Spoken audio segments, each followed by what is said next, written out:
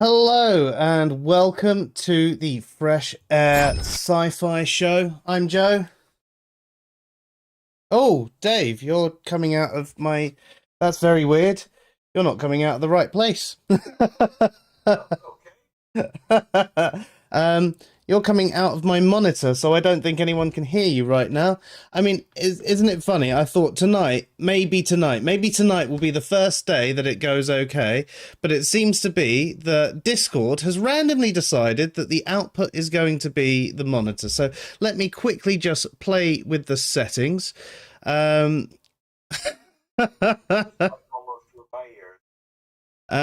Right. So it's supposed to be the default device. So it's not doing the default device at all. That's better. Right, there we go. So yes, even though Discord is supposed to be using the default device, it decided to use the webcam microphone for you, not for the actual stream, but for you, and it decided to use my monitor as the output device. So let's just see. Just say something again, Dave. Oogity boogity boogity. Yeah, you're coming through again. How funny. Okay, so I think it has been. How long have we been streaming for? Ever? What? Maybe 6 months now? Maybe 6 months? It's been 6 months without a successful start. No, we had a successful start once. We just didn't stream it. Yeah, that's true.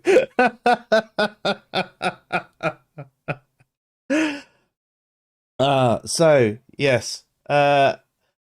Yeah, perfect live stream on April Fool's Day. Yeah, that's never going to happen. It doesn't happen on normal days. I mean, wouldn't that be the best April Fool's though? We actually have a smooth running. That would be amazing, just once. I mean, I'm sure it will happen once I finally can upgrade and get everything in a bit more sensible order. But how bloody funny. Intrigued Feline was talking about how long the stream was on Tuesday. So we did a end of month free for all on Tuesday. If you didn't catch it, we had some problems. I found out what the technical issues was basically one of my USB ports was dying, which is what the sound card was plugged into. But it kept reporting that it was everything else but that was dying. So it was like I unplugged this, I unplugged that. Anyway, hopefully tonight we won't have the same sort of sound issues that we were having. We obviously, because of changing the ports on that, Discord decided to change my settings today, even though it didn't change it on Tuesday. Go figure. But yeah, it was a really, really, really entertaining conversation. I had a great time.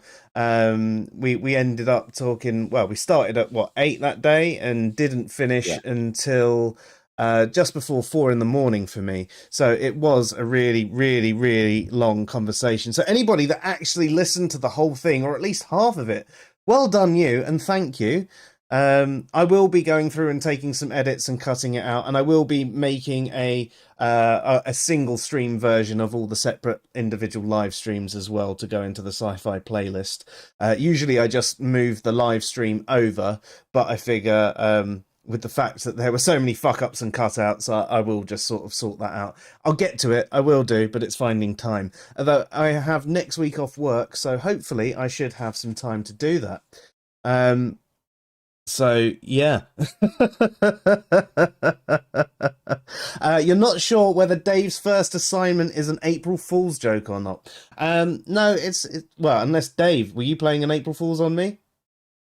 I'm not smart enough or funny enough to play an April Fool's joke. I must admit, it wasn't until it got to about 4 o'clock today that I even realised it was the 1st of April. So, I study philosophy. I don't have a sense of humor.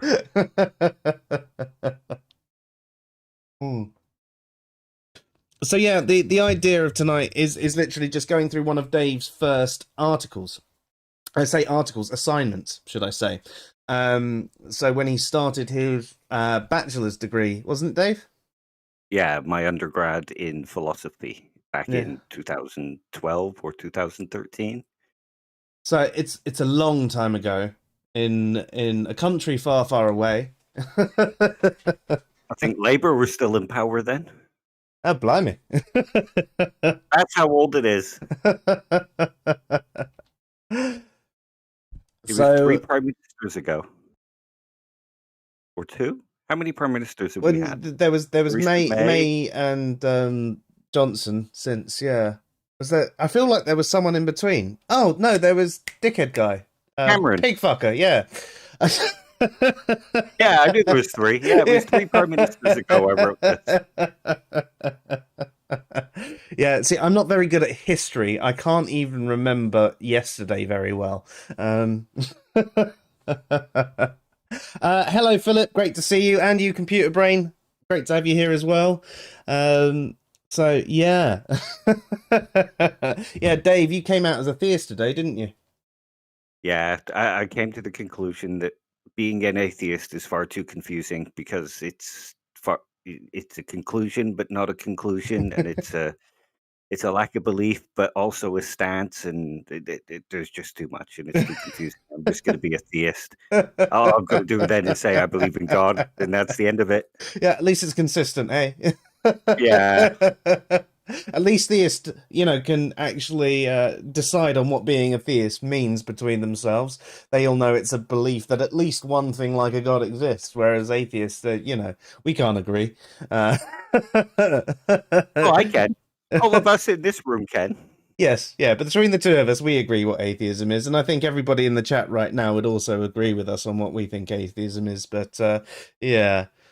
Yeah, I'm sure you are good at history, Intrigue Feline. I mean, you've got the memory for it, and you're always right as well. So, it doesn't matter. Even if you did get something wrong, it would just end up being right. That's just how it works.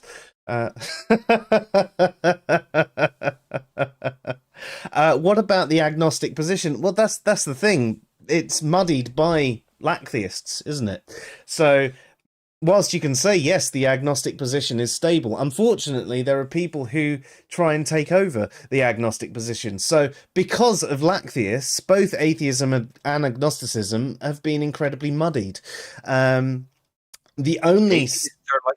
Atheists are like the Tasmanian devil of definitions. Yes, yes. They just come in, whirl around, mix everything up, and whirl away. And then claim, I'm right because I'm super smart, rational atheist, and etymology. Exactly.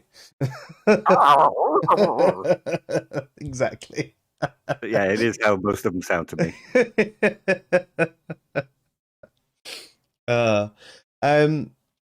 So yes, we are doing this article tonight. It'd be an interesting one for me because it's about identity, and I've actually got a couple of papers about identity that I've had sat on my hard drive, ready to read, and I just haven't had the opportunity to go through and read them because I'm really interested in identity. I was going to continue, my does morality have a purpose article, Dave.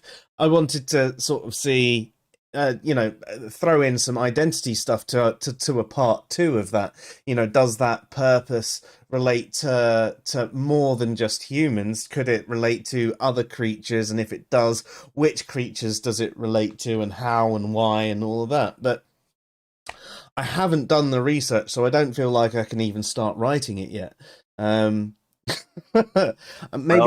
Maybe I should just be like, the standard person who blogs and just write whatever I think is right and not care about any factual information.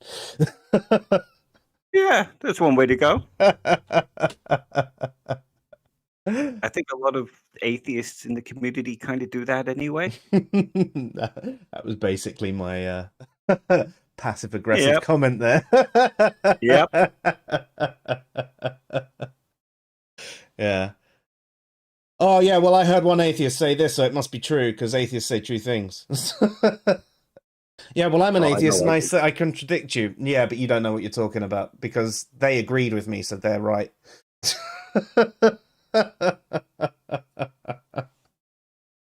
Well, you got to get on the bandwagon fallacy. Yeah.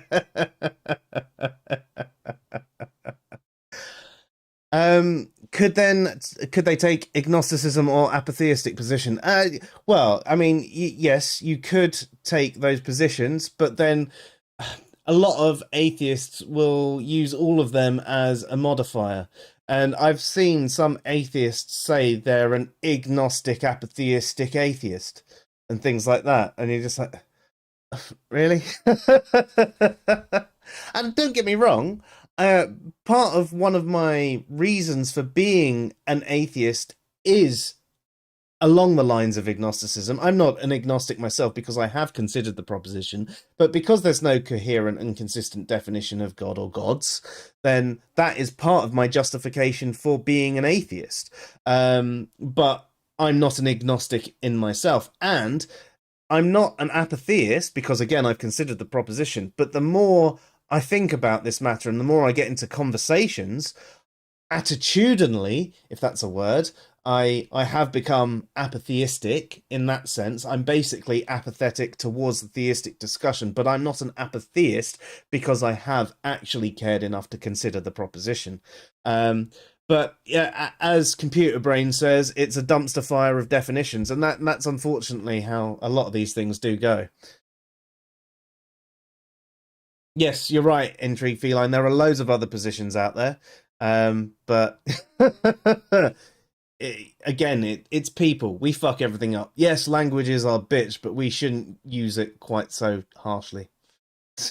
We shouldn't Yeah. twist it to our own end. Not always, anyway. Yeah, but it's easier to win an argument when you set all the definitions. Yes. And a lot of them just seem interested in winning arguments. Yeah, it's unfortunate, really, isn't it? Yeah. I mean, What are they called? Debate bros? yeah. I mean, I think most of the people who are here, at least, and that we interact with regularly, are interested in the discussion. I think all of us like to have that discussion, regardless of your ontological position. We just like having conversations about things and working things out.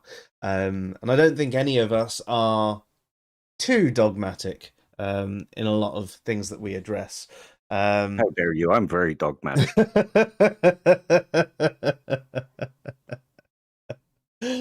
But I tell you what, Dave, we're already quite a way into the stream, and we're supposed to be covering off your thing.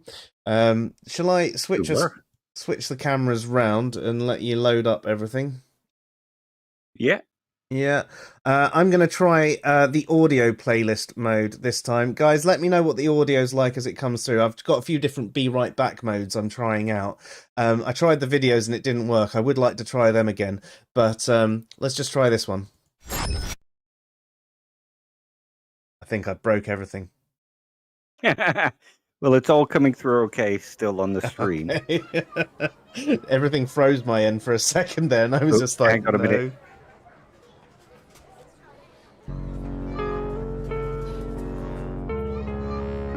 So are our voices. Yeah, our voices still come through at this. It's coming through louder than our voices, though, so I'll sort that out. Right. Okay, the music is coming through. Okay, that's all right.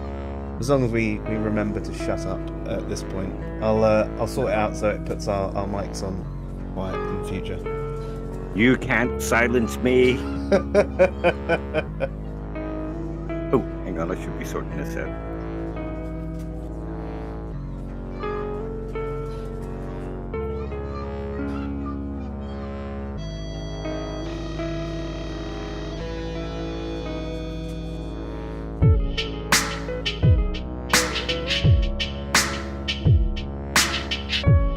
Has word come through? Yeah, I can see it.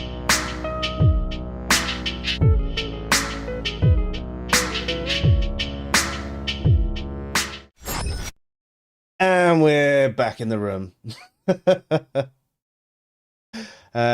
Yeah, I don't know what track was playing there. I put a random playlist of tracks that I probably wrote 20 years ago into a playlist because it was like I don't mind like the mixes being like told that we can't play, but like some of the mixes I do actually get banned from YouTube altogether. Like people can't listen to them whatsoever. So I figure for the Be Right Back bit, I'll put in stuff that you know that there's no copyright on, but it does mean there's some awful tracks in there.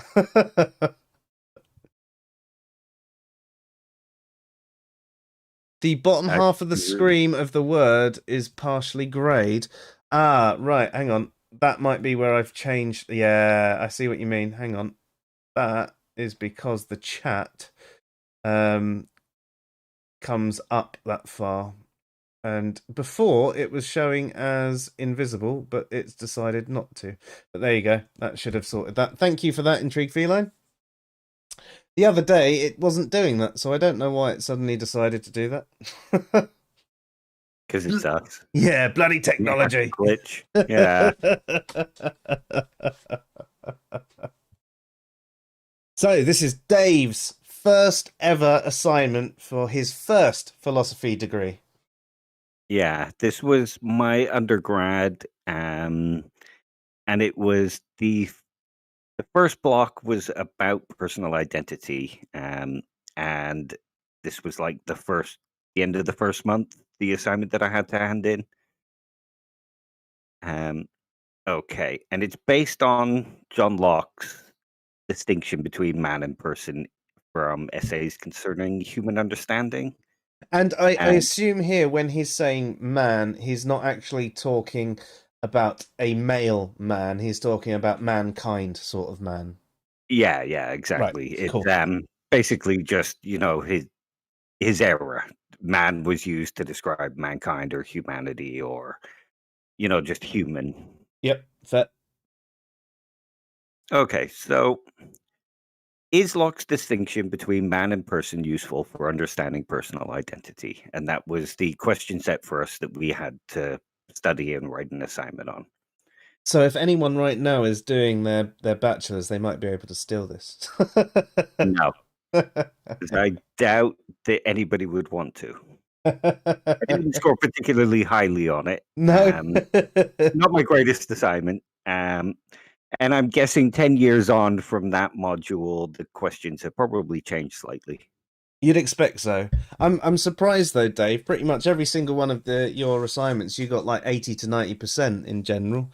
So I think I got 70 or 72 for this one. interesting. It was my first assignment. I was still getting used to grammar and philosophical writing and that kind of thing. Yeah, which is interesting for me because I get to see how you've come on as well. Like I read all of your articles that you put out and everything, and you're very professional in the way you write now. So it's going to be interesting to see you writing something that isn't as polished. Yeah, I don't think I've looked at it since then, so it's going to be interesting for me too. Okay, so before assessing whether or not Locke's distinction between man and person is useful for understanding personal identity, we should first examine what that distinction is. In his work on the self and consciousness, the reason I put it like this is because it was taken from a set book, and the chapter in that set book was just titled The Self and Consciousness, and it was an excerpt from essays concerning human understanding. He defines person as a thinking, intelligent being that has reason and reflection that can consider itself as itself, the same thinking thing in different times and places, which it does only by that consciousness which is inseparable from thinking. And there's the reference, like I say, it's from John Cottingham's Anthology of Western Philosophy, and it was Locke's the part of the essay that Locke wrote was in that. Locke here is defining the self as the consciousness that is perceiving its own existence, thus attempting to separate consciousness from the physical manifestation of the body or the man.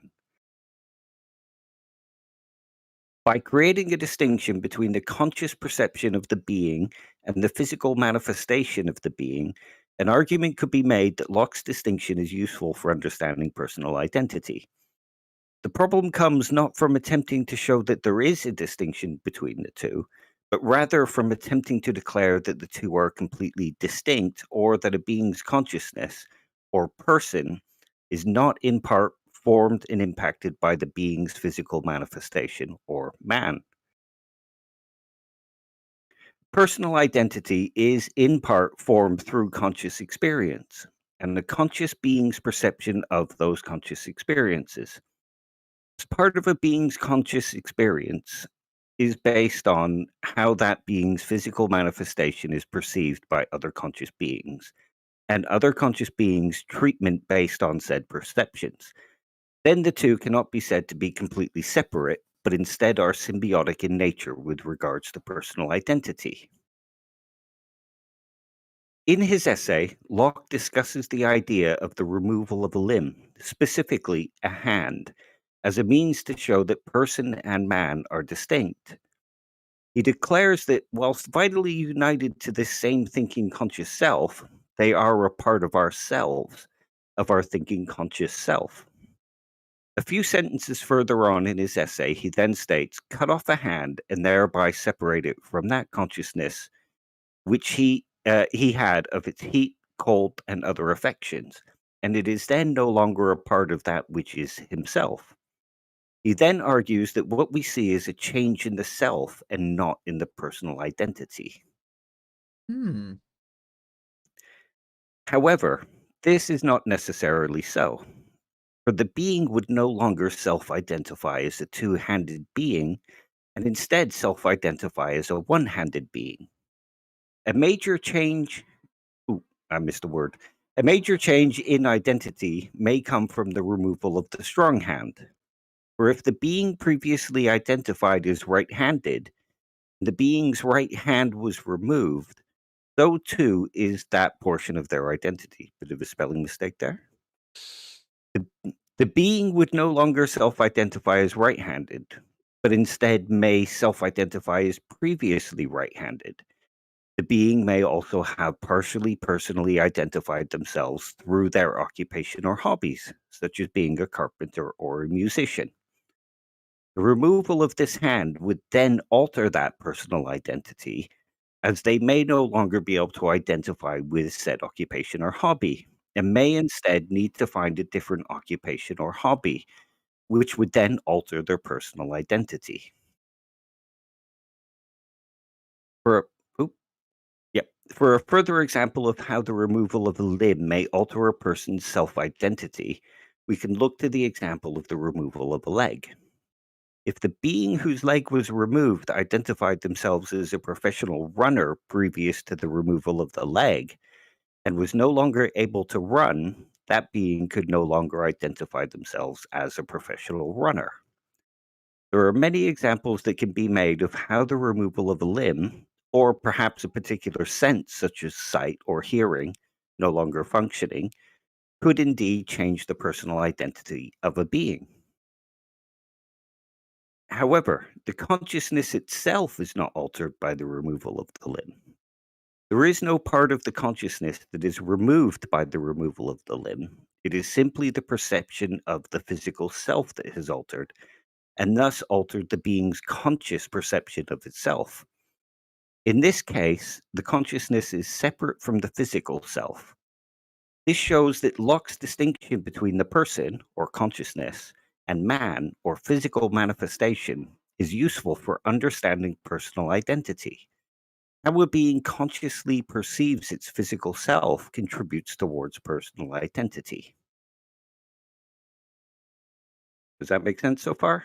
Yeah, it does. Lots of I, spelling mistakes and I, grammar errors, though. well, yeah, no, I obviously, my thoughts that are coming up now are obviously are talking, you know, in my head, where you say how someone perceives themselves contributes towards their personal identity, but it's how someone perceives their physical self, how they want their physical self to be, also contributes to that as well, and that's where you get the you know, gender dysmorphia and things like that, dysphoria. Sorry.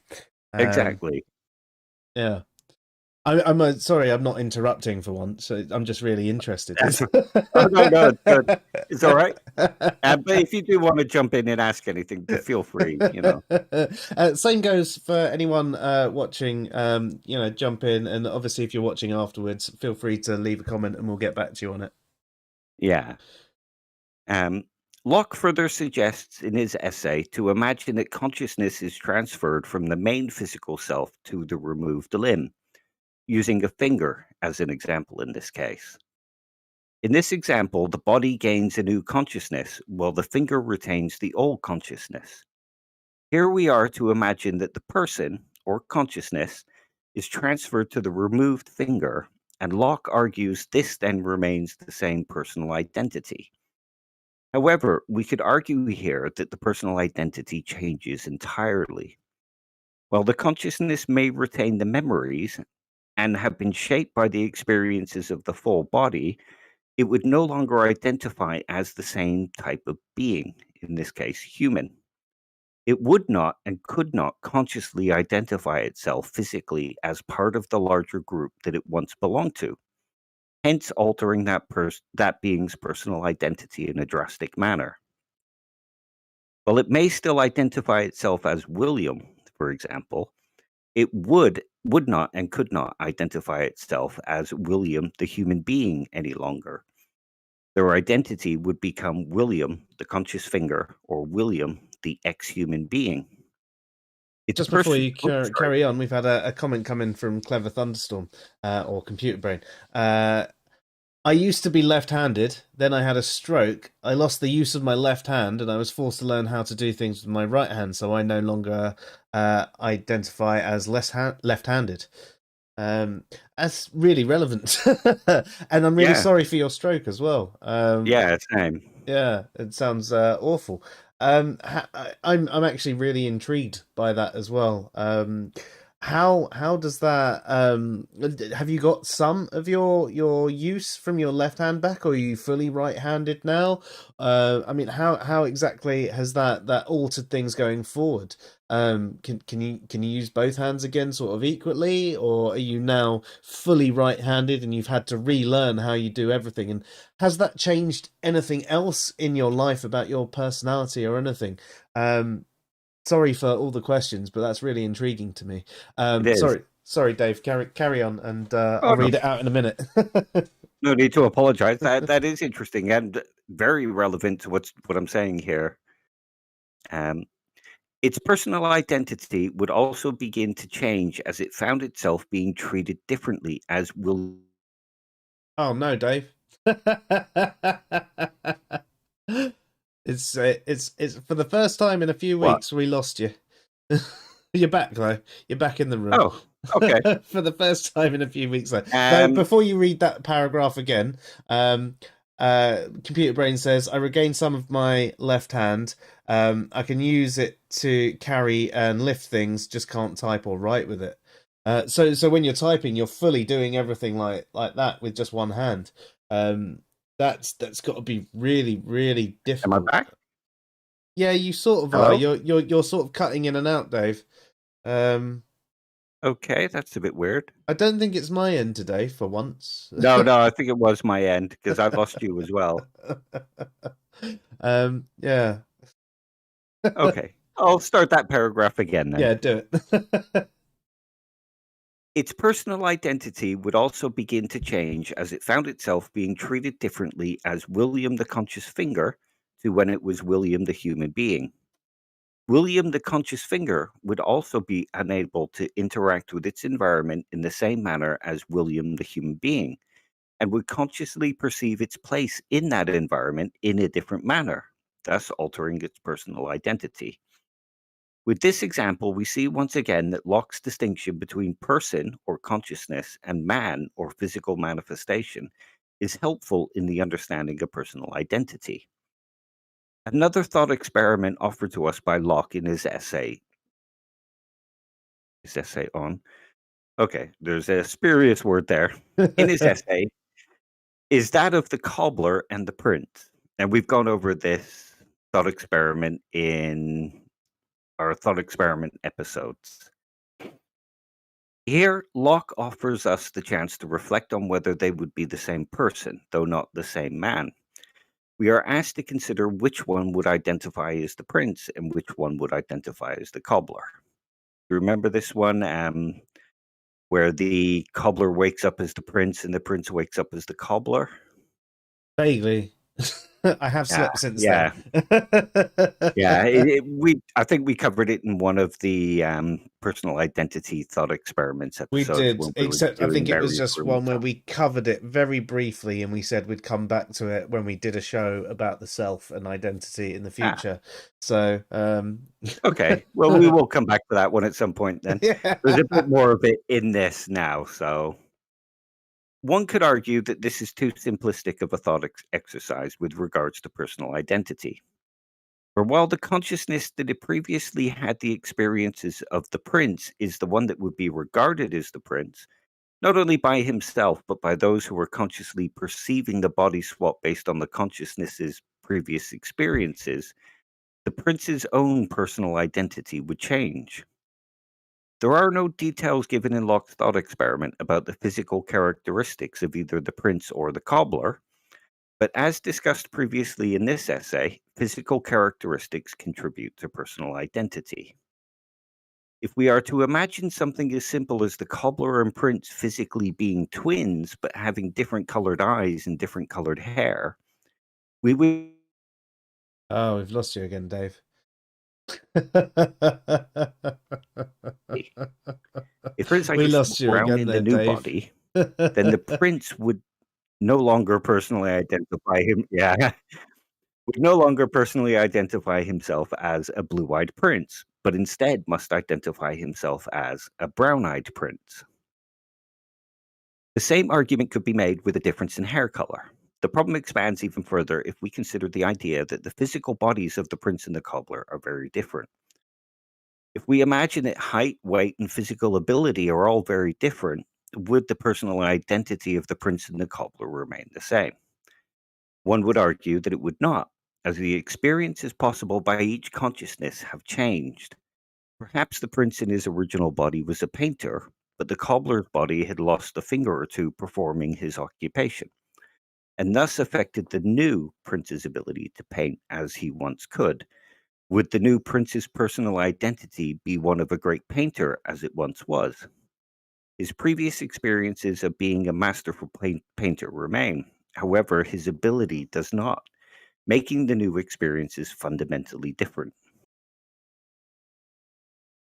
If the new experiences are fundamentally different to the previous experiences, and a part of personal identity comes from what is capable of being experienced, then would not the new prince's personal identity also become different? One would argue that yes, it would become different.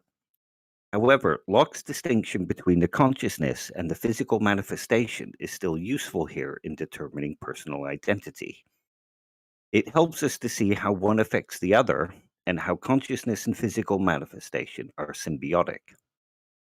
So, Intrigue Feline says, what would be interesting is to see how this would change the interpretation of, say, the law where these words are used.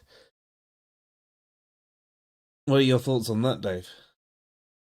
I'm not sure what she means. Well, if you're talking about how like a person or a man and how, you know, if a person does this, but actually based on the change in these personal identity and things like that, would it change? We had a similar conversation about how, say, if someone committed a crime and they had a knock on the head and they lost all memory and they would never get their memory again. They were essentially born again and a new person.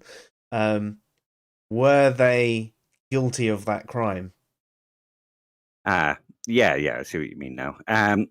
Yeah, that would change. And we see it happen with things like, say, a Nazi guard who became senile in his old age but gets tracked down. Is he punishable? Um, One might say that it would be pointless to punish him because he's not that person. But Thomas Reed argues something along the lines of memory. I think it's Thomas Reed. Memory is what links us as a person. So if we can remember doing that thing, then we are guilty of doing that thing. Mm-hmm. Although I think, yeah. So if you don't remember it, but then you have the problem of what happens if you remember it later. Are you then guilty? Equally, what if you lose your memory of a particular situation because you got drunk or took drugs or something like that, and you blanked out, but you did all of those things. Are you then guilty? Now, obviously, you chose to put yourself in a situation where this other thing could happen. So I think we would agree that because you've chosen to have a drink in the first place, unless you were forced to have the alcohol or the drugs, that's different. But Yeah. because you chose to do it, you would be. But then could you say that about the Nazi Guard? They chose to do the things that they did. They just don't That's it. remember it anymore. So, yeah. And you have to think about whether justice is retributive or rehabilitative. If it's retributive, then yes, punish the person because, people need closure. Yep. If it's rehabilitative, if they don't remember doing it, what exactly would you be rehabilitating? Yeah. Especially if they are a complete different person and they would never do that sort of thing as well. Or as you Yeah. said, they're so old and senile that they're just living out the last couple of years of their life looking at a fire burning or whatever they're doing, So, yeah. I mean, there's no use in punishing them or trying to rehabilitate them because there is nothing to punish or rehabilitate. Yeah. So in that respect, as you said, retribution is the only benefit that you could get out of it. So if there was enough of a family there or something like enough people that felt enough harm that the retribution would actually give them some kind of peace, then that's probably the only justification for that sort of justice. Yeah.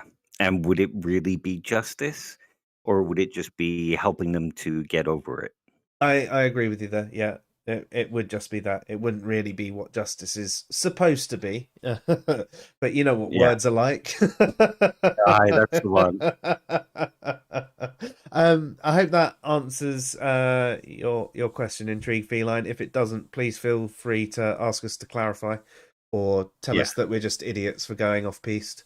We're idiots anyway, but We're idiots. As you can tell by how badly this essay is written. Okay. If the new I read out the first paragraph, didn't I? Yeah. You did, yes. Another thought experiment that Locke asks us to consider in his essay is that of two souls inhabiting the same body. Here, Locke offers the example of Socrates and the mayor of Quinsborough, both inhabiting the same body, one personality being dominant during the daytime, and one personality being dominant during the nighttime.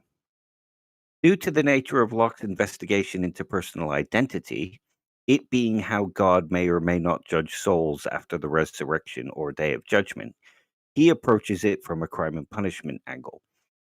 That was his idea. Locke was looking at whether the resurrection and day of judgment was just and how God might go about being a just judge and what people might be punished for and that kind of thing. Right. Because, like most people back then, like even philosophers, they were theists. Yep, yeah, they would have been, yeah.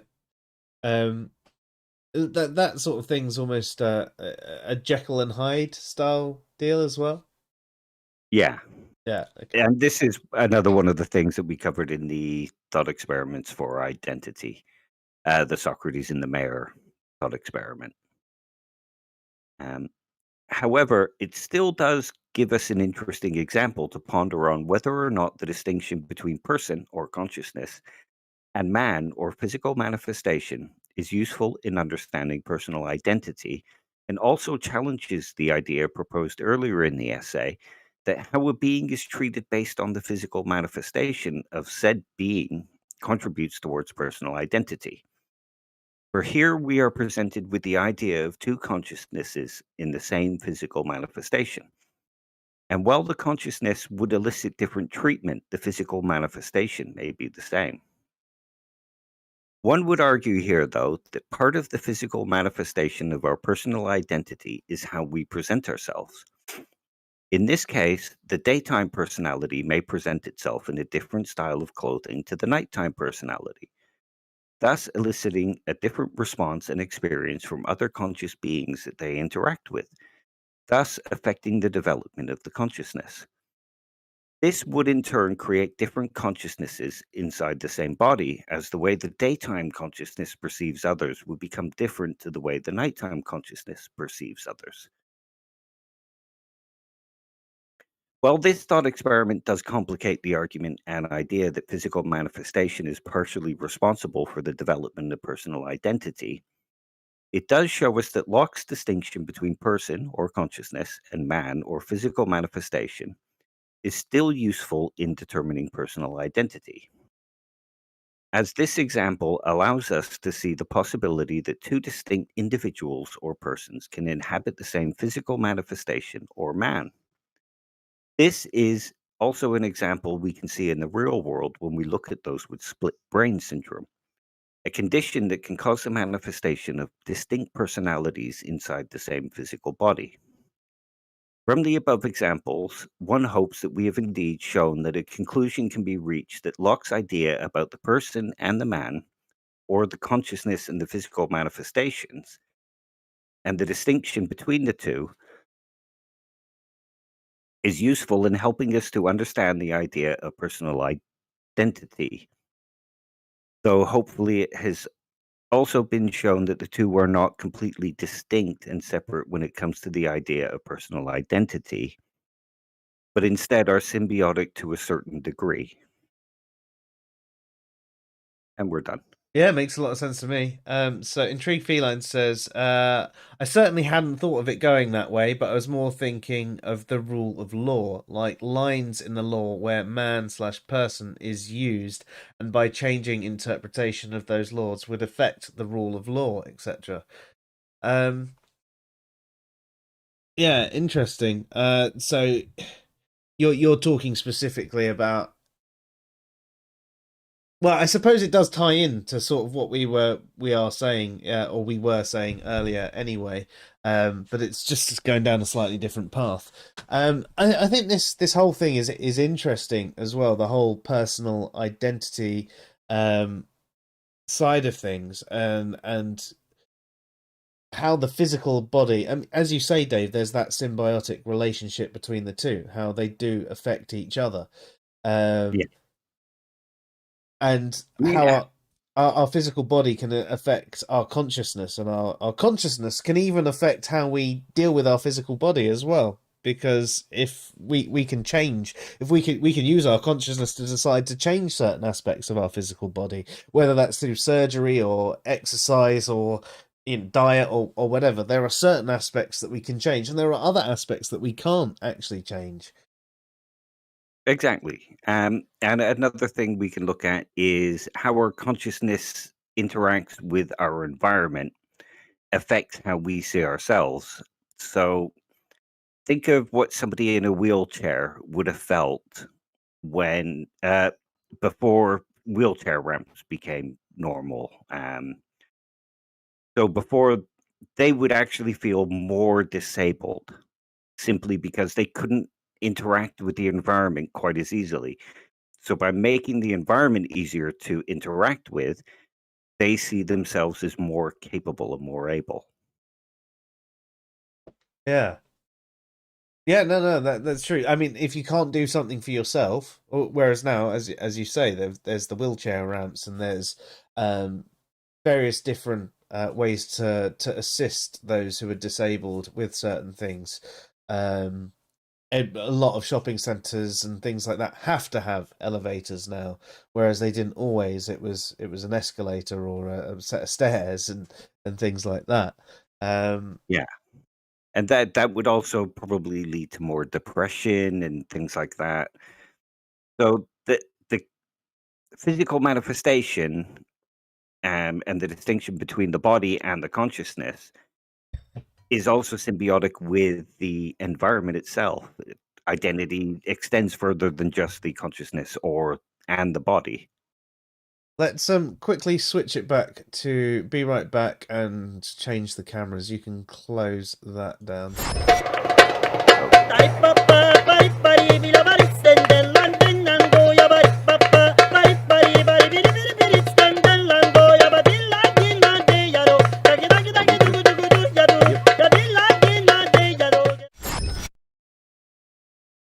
Hello out Don, nice to see you. Thanks for joining us. We've just finished the article reading of the night, so we've been having a discussion on Dave's first ever article. Sorry, I say article because I'm thinking about the internet. First ever assignment that he did. Yeah, we normally do article readings on a Thursday. Yeah, exactly. It's just habit. Yeah. So we were discussing the distinction between the person or consciousness and the man, as in the physical being, and the symbiotic relationship between the two.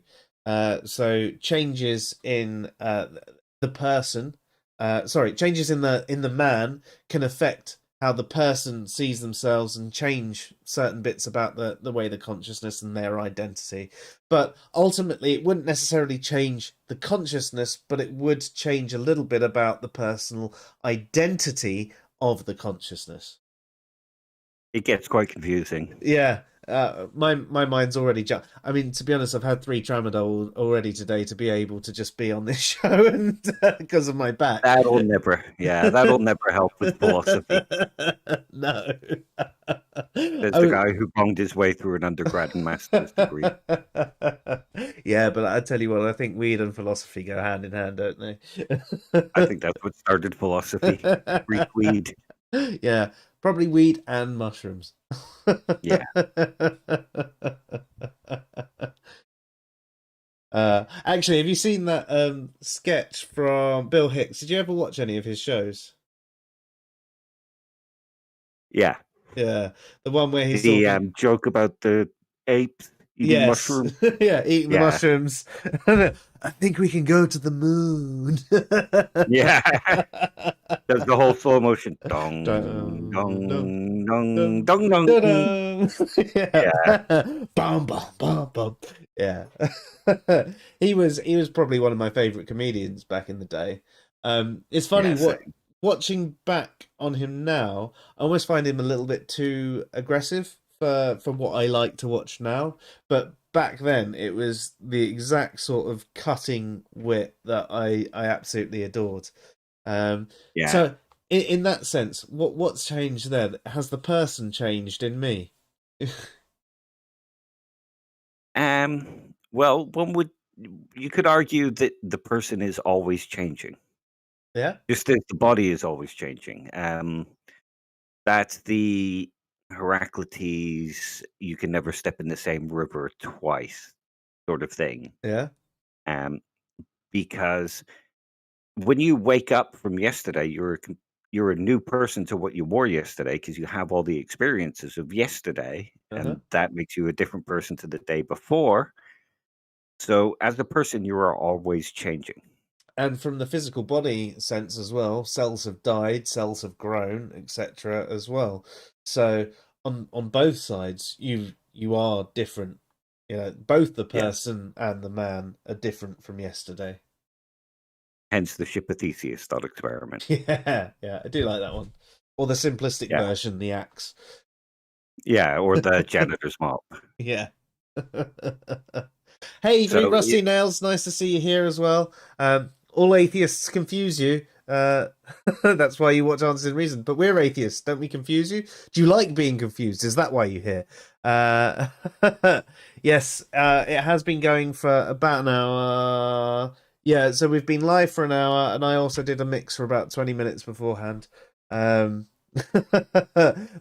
don't worry. Mr. Serious, yes. Hey, nice to have you here as well. The time zones make things incredibly confusing, I know, especially when in the UK, we change our clocks about 2 weeks before you guys do over in America. So where we're usually 8 p.m. GMT, 3 p.m. Eastern. At the moment, we're 8 p.m. GMT and 3 p.m. Central. And I think next week or the week after next, your clocks change. But yeah, I'm just glad you're all here. That's the only thing that matters to me. Thank you very much for showing up. and putting up with my terrible writing. To be With all the honest, spelling Dave, mistakes. oh no, that stuff aside, I mean, I'm dyslexic, so I don't even notice that.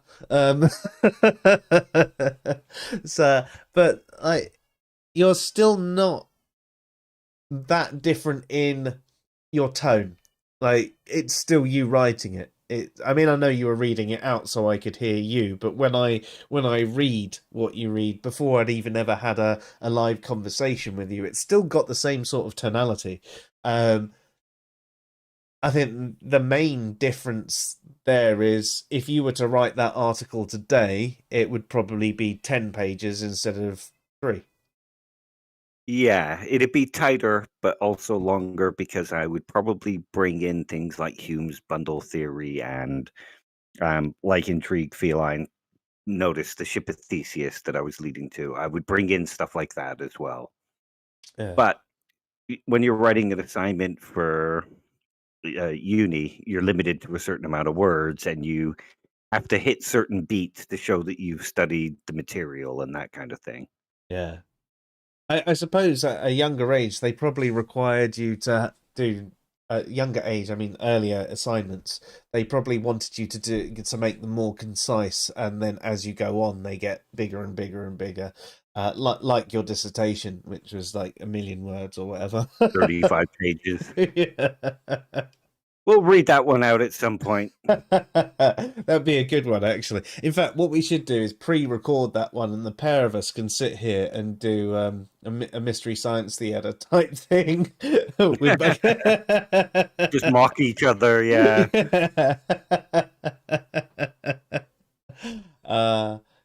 I must say, I miss watching Mystery Science Theater. That was great.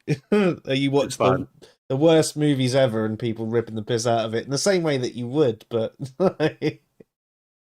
you know about riff tracks? No, they're the Mystery Science Theater people. Yeah, you can buy what are essentially podcasts that you play along with a film, and it's them riffing on the film. Ah, brilliant. Yeah, I'm pretty sure it's called riff tracks. Not quite the same without the silhouettes in front of the screen. Yeah. But same kind of humor. Brilliant. I'll have to check them out. Let me just quickly catch up with the chat. Hello. Sorry, I'm just catching things. Glad to see the audio issues have been settled. Yeah, so I covered that off at the beginning. So what it turned out to be was a USB port died. But it for some reason the computer was telling me it was everything else but the USB port. And now that I know that it was that USB port, I've fixed that issue. So I do apologize. Outdone, you're Tyler, aren't you? I want to call you Tyler. Can I call you Tyler, or should I just call you Outdone? He says, am I a different person than I was half an hour ago? So if we're talking about the person and the man, from the man, there will probably be cells that have died and cells that have grown. You would not be a completely different man. From the person perspective, and this is from my understanding of your assignment, Dave, you're not a completely different person either, but you are a different person in the sense that you've got half an hour's extra experience. So yeah, you're not exactly the same. You're not. And if you've learned anything new that makes you look at yourself in a different way, you have become a different person. Yeah. Not a completely different person, but you only become a completely different person when, say, somebody else doesn't recognize you. They might recognize the man or the body, but when they speak to you, they're like, who are you? You're not the same person I remember. Yeah. And I'm sure you've all had that experience as well. I mean, it's probably a certain amount of time has gone past, but you might have had a friend who you haven't seen for, let's say, 6 months, but they've gone off and they've travelled around the world and they've come back and you're like, wow, you're such a different person. Yeah. You know, they've had a life-changing experience and they have become a completely different person, or at least a mostly different person anyway. Think of people that leave the alt-right and become sort of YouTube socialists. They're they're different people. Yeah. They might have the same name, but their outlook on life, their ideals, everything like that has completely flipped, and they become a different person. Or like, say, somebody from the left that goes to alt-right, that you would consider them a different person. Or theist to atheist, atheist to theist, or any of the other ontological positions, but let's keep it simple for the sake of the conversation. When we're thinking about a lot of people online, they only see two positions. So if we were to say one or the other, they do become a completely different person. And even on there, they become a sub of different people. You know, you might get someone who is in a very evangelical form of Christianity, become quite a fundamentalist style atheist. So they've still got that aspect, that aggression there as part of them, but the rest of the way they see things becomes quite different. So you've still got an internal thing, and then over time they might calm down and they might go, "Fuck that," you know. In the same way that 10 years ago I was a bit of a keyboard warrior. You know, I'm definitely not that person anymore. 10 years ago, I was probably like, look, I've just proved you wrong. I've just proved you wrong. I've just proved you wrong. You're all a bunch of idiots. I'm not that person anymore. Believe it or not, with how much of a dick I still am, I'm nowhere near as much of a dick as I used to be. See what a bad influence I am.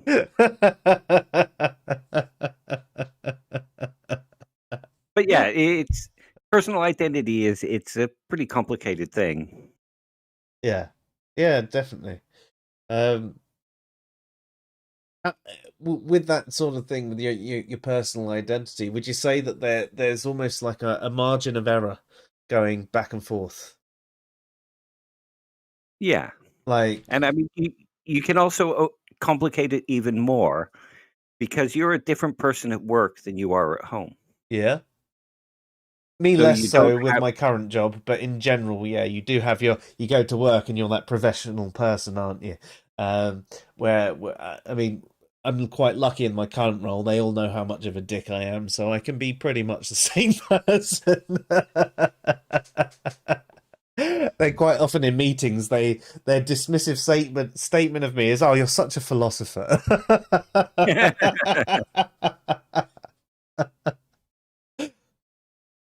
So yeah, it's personal identity.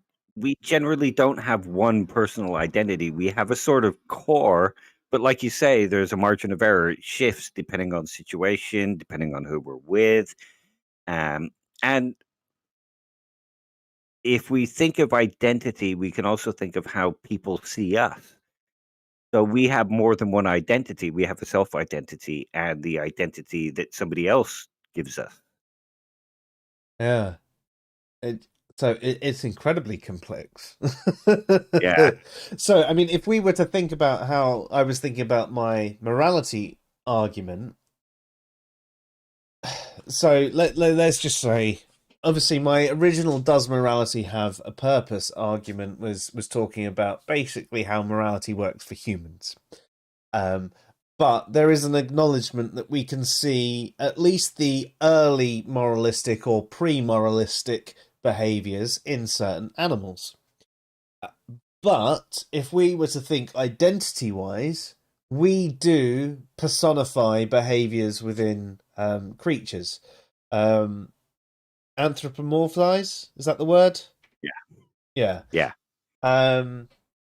So from that perspective, we could actually make a descriptive argument for how morality would definitely apply to these creatures because we see them as a form of person in a way. Yeah. We can bestow personhood on our animals. Like if you think about um, your dog and a neighbor's dog, they all have different personalities. Um, or a cat and a dog have a different personality. So we bestow a kind of personal identity onto them. Mm. It's not that they consciously perceive themselves in that way, though, and that's what makes us different from them. Yeah, definitely. But then we could say that there are certain creatures that probably do think about things a little bit more as well, and maybe there are certain species out there that morality probably does apply to more than others. Yes and no, because part of morality is understanding right and wrong and knowing, being able to tell and understanding why your behavior is wrong, and in terms of like propositional content and that type of thing.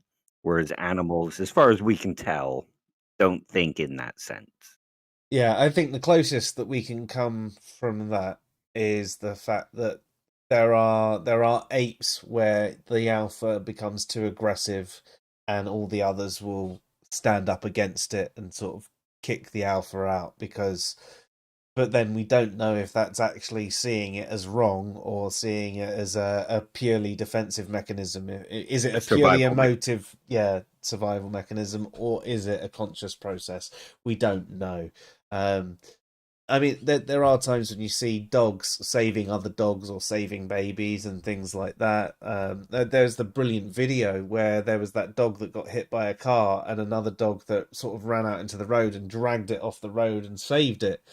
Um, and that to me was something that shouted out that there was a little bit more to the cognitive processing of a dog than I first thought, because as much as I do personify dogs and love dogs to pieces, I'm still very aware that they don't really have these conscious processes going on. But this dog in particular, I don't know if it's just this dog or certain breeds, or maybe they're just starting to evolve, clearly seemed to understand that this dog was in danger and it had to save it.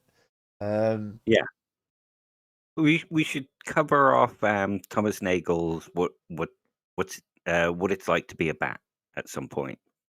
Because that's quite interesting and kind of relevant to what you're saying, in that we can, from the outside, judge these animals as not having these cognitive processes. Um, but there's no way we can know that they don't, because their brains and their experiences we don't have access to, Yeah. and we'll never have access to, and we'll never know what it's like to be them. But they could have all these processes going on, just in a very different way to us. Yeah. Yeah, and I mean, Three Rusty Nails just said instincts. I mean, that's one of the things. We don't know whether it is pure instinct or actually there is the cognitive process, whether there's any form of reasoning going on. I think instinct is, especially when it comes to fight or flight and stuff like that, that is definitely purely instinctual. But if it's just some random other dog or some child and a dog coming across because they're seeing a child drowning and they save it from the pool and it's had no training, especially if it doesn't necessarily know the child, why would it be an instinct to do that sort of thing? You wouldn't see it normally. Yeah. More often than not, they'd just let the child fucking drown. So why did it do it in this case? Now, could it be that this particular dog's consciousness is just that little bit more evolved than another one? I don't know. I don't know. That's it. And we can't know, unfortunately. Not until they start talking and telling us, you fucking dicks, we've been able to do this stuff for years. Yeah. Planet of the Apes. I actually want that to happen. That'd be so amazing. What have you seen? They've actually been injecting apes with human DNA and managed to grow their brains slightly. No. Yeah. I mean, I bastardized that description because I couldn't remember off the top of my head. But they've managed to grow ape brains by doing something with human DNA and their DNA, basically splicing it in. So I don't know whether it was an ape or it was a monkey or something like that, but it was just like all the comments on this particular thread as well. It was just like, no, you've seen the movie, you know what happens next.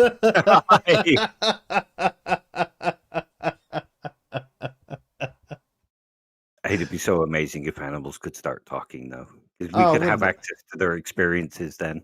Yeah, and we'd know just a little bit more about them and about us. I'd love to know Yeah. that sort of shit. Yeah, definitely, definitely. Um,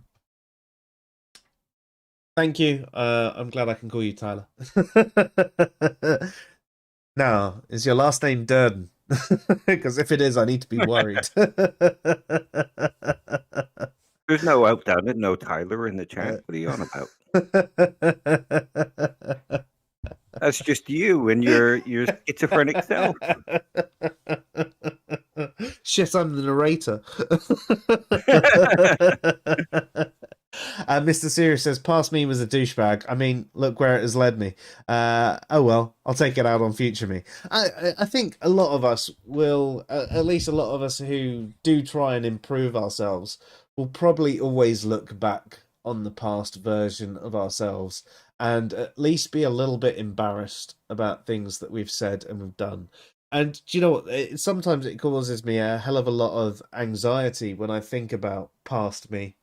I don't know if you ever have that as well, Dave, where you just think, "Oh, fuck, why did I do that?" Not particularly. No, because you've No, always not been really. perfect. Not perfect, just accepting of my own mistakes. Well, I think that's the thing.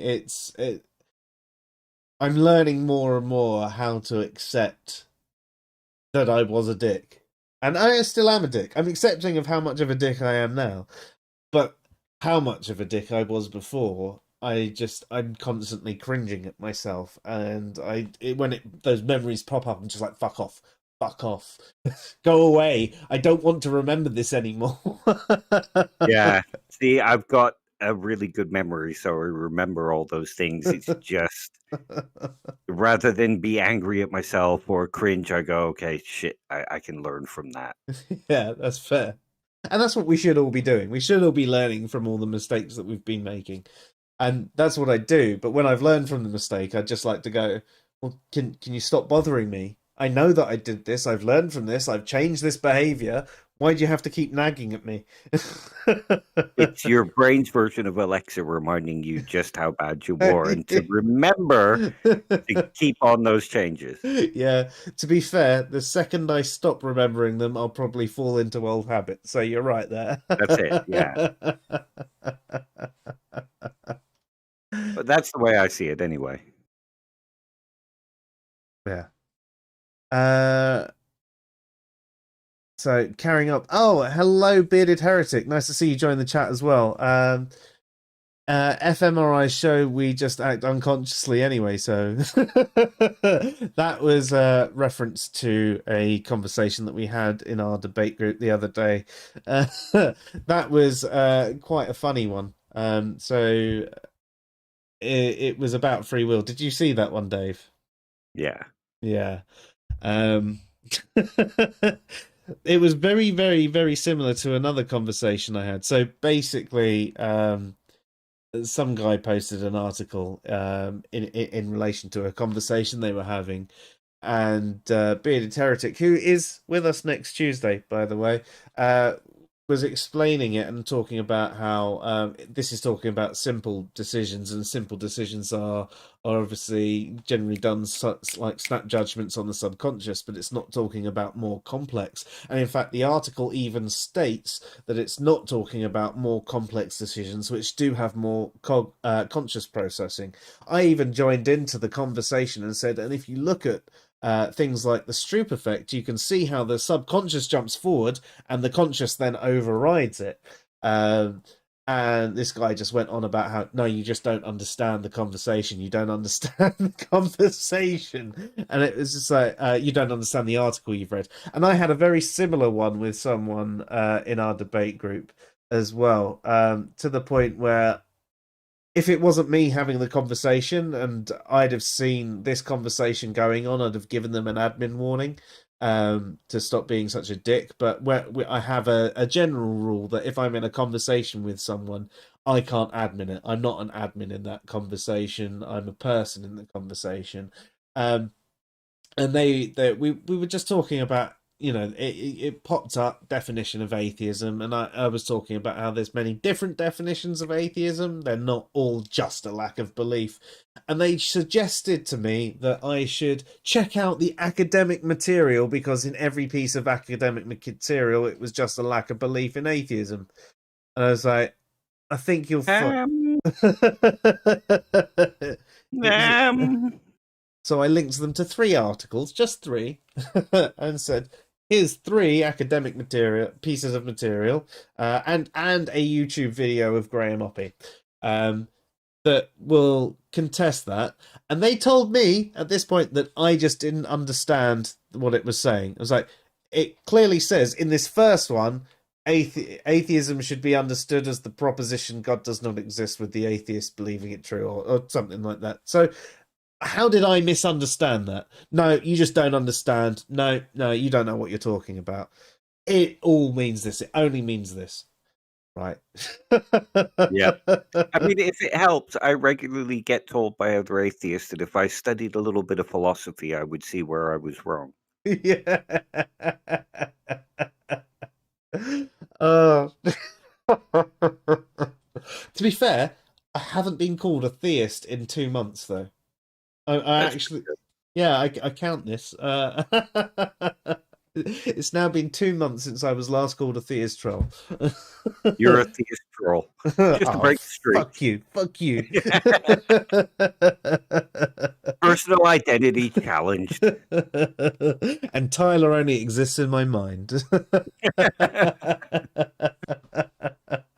Well, I know he does. He said it in the chat.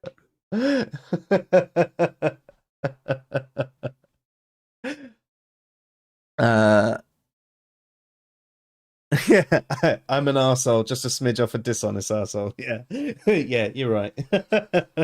I'm an honest arsehole. At the end of the day, I can be wrong. I don't think I'm ever necessarily dishonest. The closest I come to dishonesty is pretending maybe that Santa exists. I don't even like doing that. But it makes kids happy, so I think if it makes kids happy. Yeah.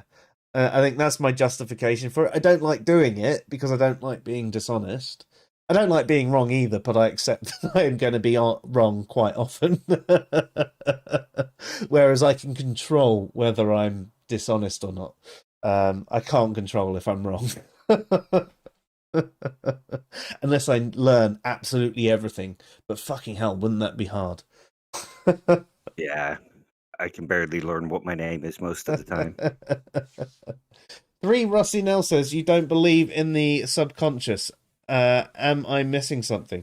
Now, that's an interesting point that you make. I think you'll be very interested in the stream with Bearded Heretic next Tuesday, because we are going to be discussing consciousness and morality. Now, we actually have a lot of things that Luke would like to cover off, and I don't think we're going to be able to do it in one stream. I don't think it will even take 2 streams. I think it's going to be, every couple of weeks for the next half a year to cover off all the things Luke would like to cover off. Looking at the list, yeah. Yeah. But we're happy to do that. It gives us new content. It gives us a new perspective. It gives me a lot to learn. It gives Dave a little bit to learn. So I'm very interested. And it's also going to be interesting to see where the psychology and philosophy crossover, and any objections that come out from that. I'm going to be very, very, very interested in that. You can control by exactly learning everything. Yes, exactly. Yeah, I have to learn everything and then I can control it. But until I do that, you don't have to learn everything. You just need good Google foo. Yeah. I'll get there one day. Einstein once said something like, he doesn't see the point in remembering anything when he can just access it through a book. Do you know, that's actually my methodology for programming. I've been programming for years, and there are certain bits, even really basic bits of programming, that I haven't committed to memory because I remember my search terms, and then I go and I copy that bit of code and I alter the bits I need, rather than actually learning that's the bit I need. I think a lot of programmers work like that since the invention of the internet. Yeah, yeah. I don't get me wrong. There are definitely, if you've got the time to learn a language through and through, great.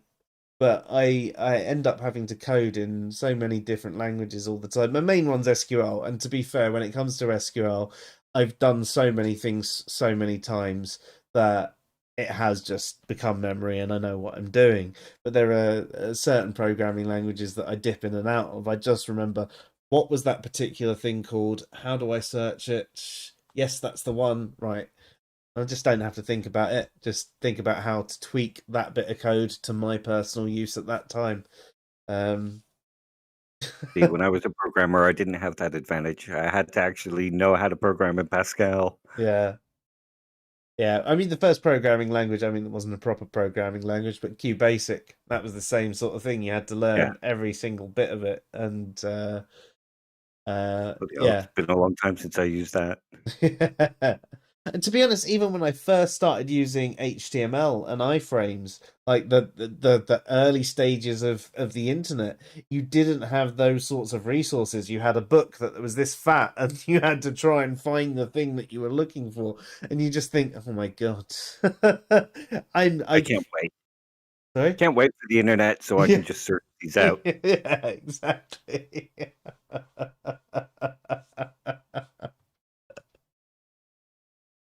You can't wait for those discussions through Rusty Nails. That's great.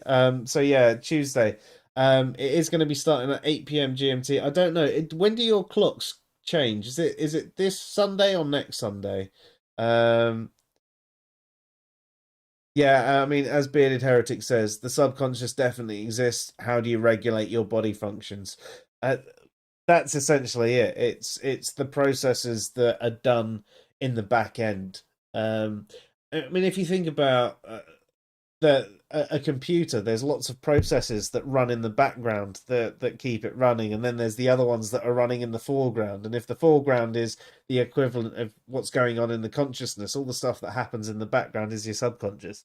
That is just simply it's overly simplistic way to put it, an overly simplistic way to put it, and Luke's probably going, cringing at how I've just said that. But if you think about it, if you want a really simplistic definition, your conscious is what you're thinking right now, and your subconscious is what's happening in the background without you actually thinking about it in the foreground. Your breathing, your heart beating, and all of that sort of stuff. I use a similar thing when I discuss physicalism, Oh yeah, where imagine a computer monitor. We can reduce that down to the signal that's coming out of the video card and all the bits, and it can tell us what should be on the screen, but it can't tell us what the experience. It can't tell us exactly how it looks on a screen because some screens might give different color, some screens might have more visible pixels, so it can't tell us what the actual experience is like. you know what? Luke said pretty much the same thing the other day.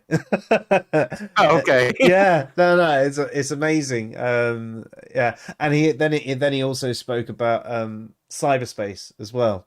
How that doesn't actually exist. I mean, we see it here, we can access it here, but it doesn't really exist anywhere more than sort of ones and zeros, electrical currents and things like that. It doesn't exist in the same way that we see it.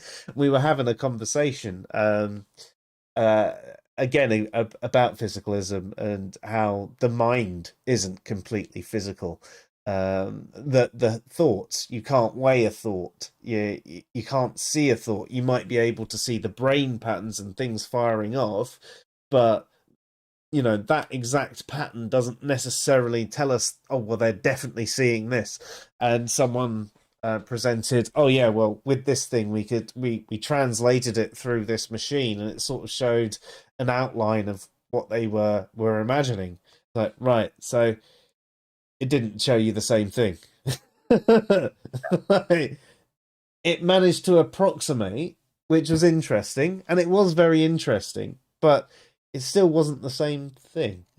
Yeah, exactly. There's a difference between the mental states and the phenomenology of the mental state.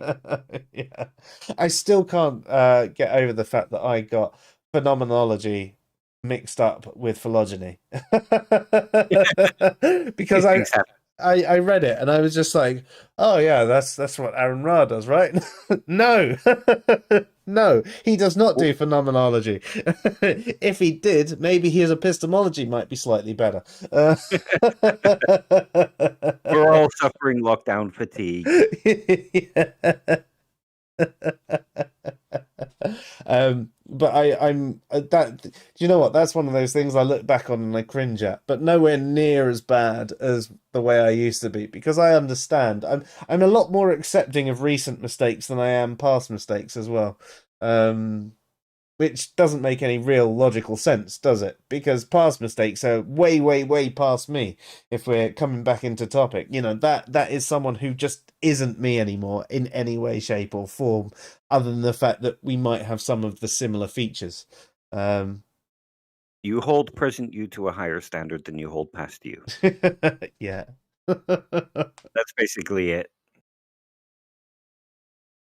No, Intrigue Feline, we're not bringing forward to Tuesday's topic. We're just referencing it slightly because it is relevant, and a question was asked in the chat, and we'd be bad for ignoring any questions in the chat. We try and address all the ones we can. If we ever don't get to them, it's probably because we've missed them or because I've had too much to drink and I can't read them anymore. Yeah, so if we don't respond, just re-ask the question and keep re-asking. So we actually know. Yeah. And if ever there's a question that comes up that we don't want to answer, then you're probably not watching us because we'll answer anything.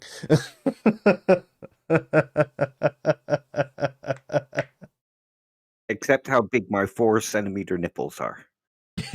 Yeah. So Intrigue Feline says, I like how Joe is looking at the second screen, looking directly at Dave, and then he's just looking sideways, not actually at Dave. So this is the thing that I've set up. So I've got one monitor here, and I've got this monitor here, and on this screen is where, I mean, I can see Dave on this monitor too, but on this monitor is where the output of the broadcasting software is, and I've got Dave and the chat all on this monitor. So when I'm talking to Dave, I actually look at him on this monitor because I feel like I'm having a proper conversation with him. And that's why. So the illusion of me actually looking to Dave isn't me looking into nowhere. I am actually looking at Dave. But yeah, there you go. Why would anybody want to do that? Well, to be fair, on this screen you're much bigger. On this one, you're a little bit smaller. So yeah. Okay, look to the smaller side. Yeah. I mean, it's tempting to just stare this way, but then I wouldn't see the chat. Well, my laptop's actually over there now that I have the, wireless headphones, so I can't see. Even though I've got push to talk on the keyboard, I use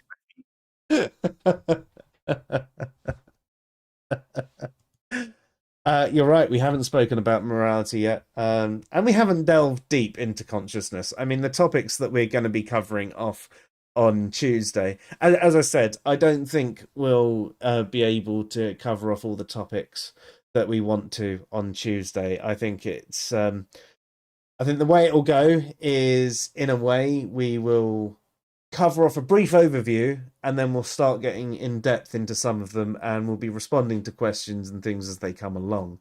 Most of the questions will probably be from me because it's taking a very different perspective. It depends how different it's going to be as well, though, because if the psychology is quite in line with the philosophy, then I'll be sitting there going, yes, yes, yes. Whereas if it's a very different side of things, then maybe I won't. And I'm sure there's a lot to learn from. I mean, Luke's got. I posted it earlier on today what we're going to be covering off on Tuesday, and there's a lot on there. I sit there going, "What the fuck does that even mean?" Even I did to a couple of them. And you've got a degree in psychology. Just an undergrad. But yeah, it's good enough. It's good enough. It's more than I've got. I mean, technically, I didn't even finish fucking school. I didn't. I didn't finish actual middle school. I just went straight to uni when I was old. Yeah, whereas I didn't. I finished my GCSEs and I started doing A levels and it didn't work for me, the ones I was doing, and I started doing them again and it didn't work. And so I just spent some time trying to learn shit. And then I fell into playing with Excel. And from there I started doing VBA, and from doing VBA I learned SQL. And I just started teaching myself all this shit. And I got lucky in some respects, and I got job after job. And there was one point where I ended up taking a pay cut because the job that I wanted had the title that I wanted. And that was one of the problems I was having getting a decent job, was the fact that I didn't have any experience in the title, even though I was doing the work. Um, and that was it. And from there on, um, yeah, I became a programmer, a database programmer, doing mainly SQL and VBA, and now occasionally I touch on a little bit of C# and PowerShell, and do a little bit of RPA and all sorts. You know, it's amazing how things can change, but you have to put the work in, and there is a part of you have to know the right people or get in the right door as well. I couldn't get a job until I took a pay cut and got the right title. And the right title wasn't actually doing the right job.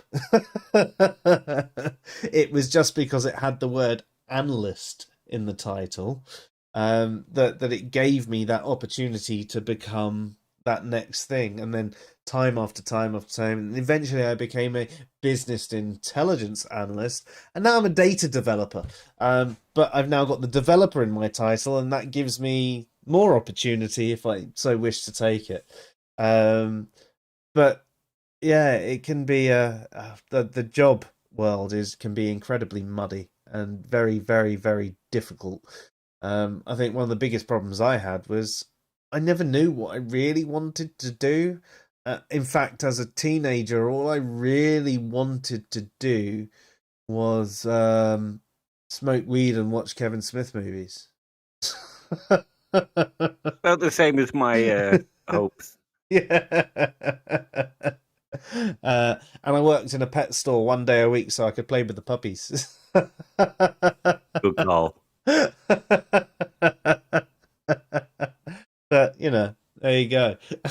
I'm in a very, very, very different position now. I'm a very different person to who I once was.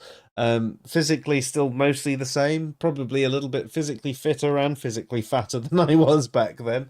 Yeah, I'm about 3 stone heavier than I used to be. Well, probably 4 now after lockdown for a year. Yeah. Yeah, Tyler, Dogma. Dogma was their most professional of all of them, but actually the first Clerks and Mallrats were the main two that I actually really enjoyed watching for the dialogue. I just found it absolutely the interaction with it. And I always was quite amazed with the fact that, you know, Clerks was one of those movies made for a film festival. It was never actually, you know, a high budget thing. And it was what made Kevin Smith. But you're right, Dogma was an absolutely fantastic one. Did you ever watch the cartoon series of Clerks? I found that quite interesting as well. Definitely worth checking I out. don't think I have. Um, Have you seen the original ending to Clerks? what's the original ending? Where Dante gets shot? No. Yeah, there's an original ending where Dante gets killed at the end of his shift. Really? Yeah. If you get the 3 DVD special edition, it's got the one that you saw was the one that got sent to film festivals. Yeah. But Kevin Smith originally made a slightly different version which went to a couple of places, and then some producers came along and said, "You really need to change the ending because the end doesn't fit with the rest of the film." And then he changed it, and it went to film festivals and became a big hit. Ah, fair. I even bought the 10th anniversary edition, which I thought have had any bonus features like that on it, like the original ending, but it didn't have anything like that. Yeah, no, the one I've got has the original cut.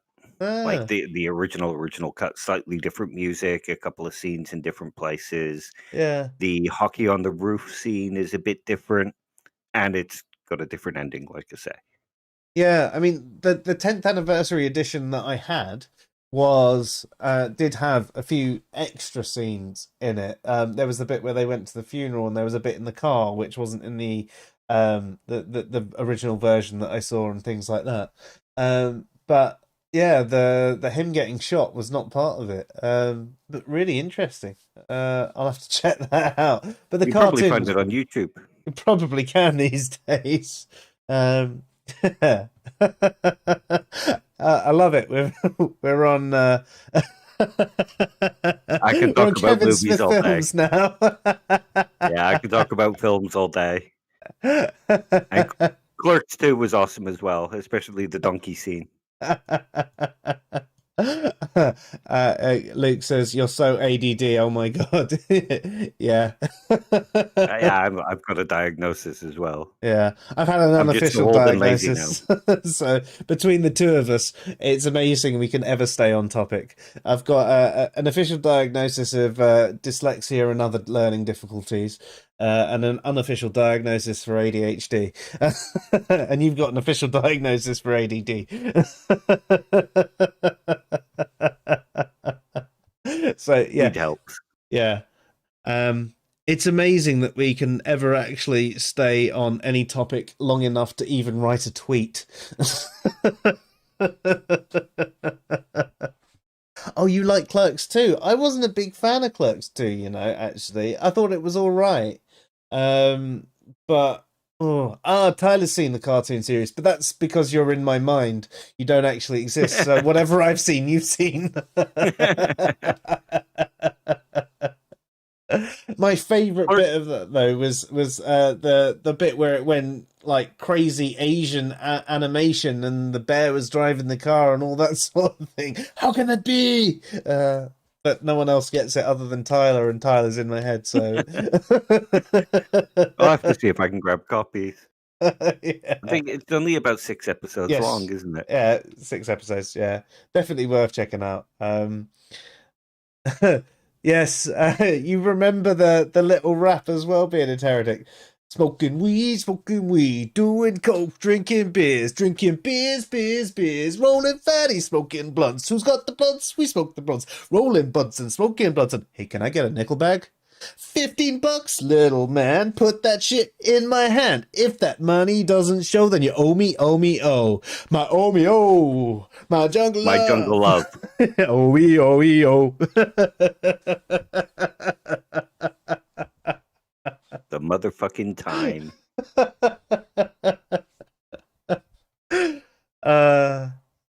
There you go. That's your song for tonight. Unfortunately, that means you don't get your Disney rendition. So Dave's glad about that one because he's sick of me singing Disney songs to him down the phone. I love Disney. Well, I love The Jungle Book and Aladdin. Yeah, Aladdin's a great one.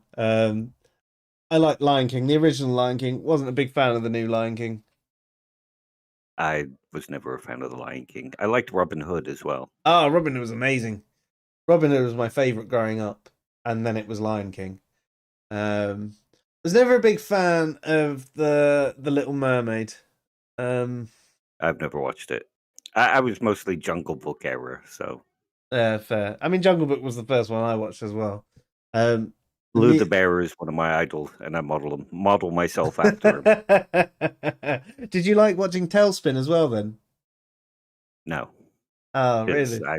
It came out when I was in my 20s. I forget how old you are. Yeah, I'm an old cunt. Just look at the hairline and you'll remember. Well, you say that. My mate Alex, from the age of 16, has had less hair than you. Okay. So I Yeah, I'm never not doing judge so someone bad on for their my age. hairline. The grey beard. Well, yeah, mine's coming in. Is it that side or is it that side? I can't tell. No, it's that side. It's coming in. But then Old there's certain man. areas of my skin where I don't have any pigment, so I've always had like grey hairs in this bit, but they're because I've just got no pigment. We're talking about the self, so it's kind of relevant. Yep.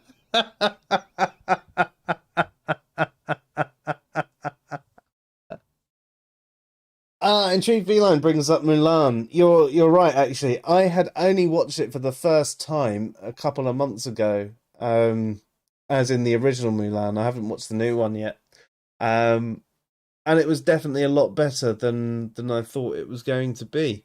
I don't know why I was ever turned off by it in the first place, but it was pretty cool. Yeah. Tarzan, you're right. I tell you what, one that is incredibly unrelated though. Tangled. Tangled is brilliant. And I don't know why it doesn't get rated higher than it does. Oh yeah, no, I love my Disney. Is the new Philip says the new Milan's terrible. So, how did you feel about the old Milan, and how do you feel about them in general? Much better than Frozen. Yeah, damn straight. I don't think Frozen was that good. Um, I've not seen it. yeah, to be honest, I've never been able to watch it in completeness. I've lost words, but no, I've never watched it in its entirety. It's just there's just something about it that I find incredibly boring. The best bit about it was the snowman talking about how he wanted to go out in the sun, not realizing that he was going to melt. But that's about the only bit of it that I really enjoyed. One of my favorite Disneys is Black Hole. Black Hole. Yeah, like a That sci-fi film. Is really dark. I don't even think I've heard of it. Oh, okay. Yeah, no, it's sci-fi from when Star Wars was like big, but it's dark and moody. And if you haven't seen it, watch it. It's brilliant. I never even heard of it. I will see if I can find a copy of that to buy. Maybe it's on Amazon Prime or something. Black Hole. So it was in the 70s then, if it was Star Wars era. Yeah, or it might have been 80, like just in the beginning of the 80s. Ah, So yeah. when I was about 10, I think. You might have just sorted out my weekend. Good, honestly, it's dark.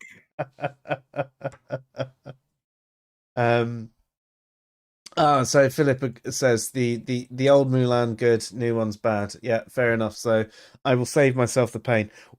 Luke, when can we expect the philosophy of Disney? Isn't that just capitalism? Yeah, I mean, are we talking about the movies themselves, or are we actually just talking about the company and the economics behind it and And the frozen head. yeah, and the fact that apparently Walt Disney was a bit of a Nazi. Great movies, bad ethics. Yeah. Emperor's New Groove. Yes, I watched that literally last week. I love it. It's one of the best, and it doesn't feel like a normal Disney movie. But yes, Emperor's New Groove and the sequel, Kronk's New Groove. Do you know what? It was Tyler that said it. It was clearly there in my subconscious, and it appeared in the chat.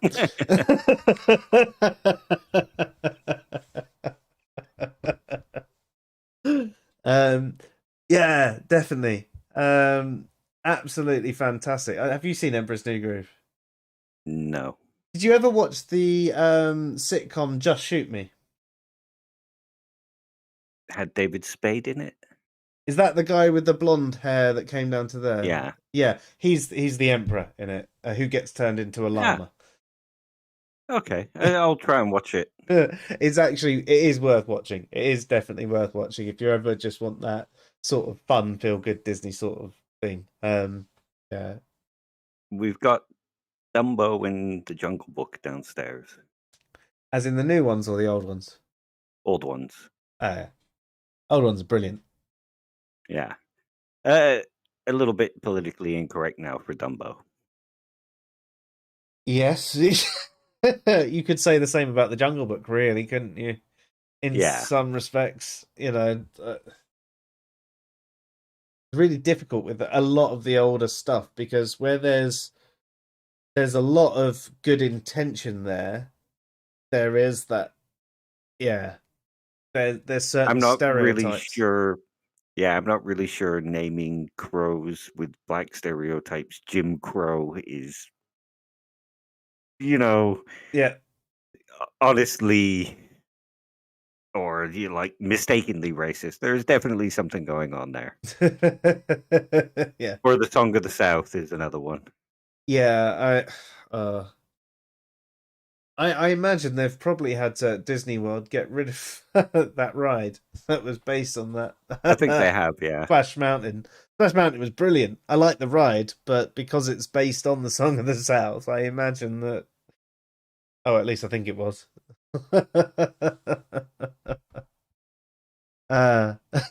We've got really off topic now, haven't we? We're just had discussing our personal identity. Yeah. And how it relates to Disney films.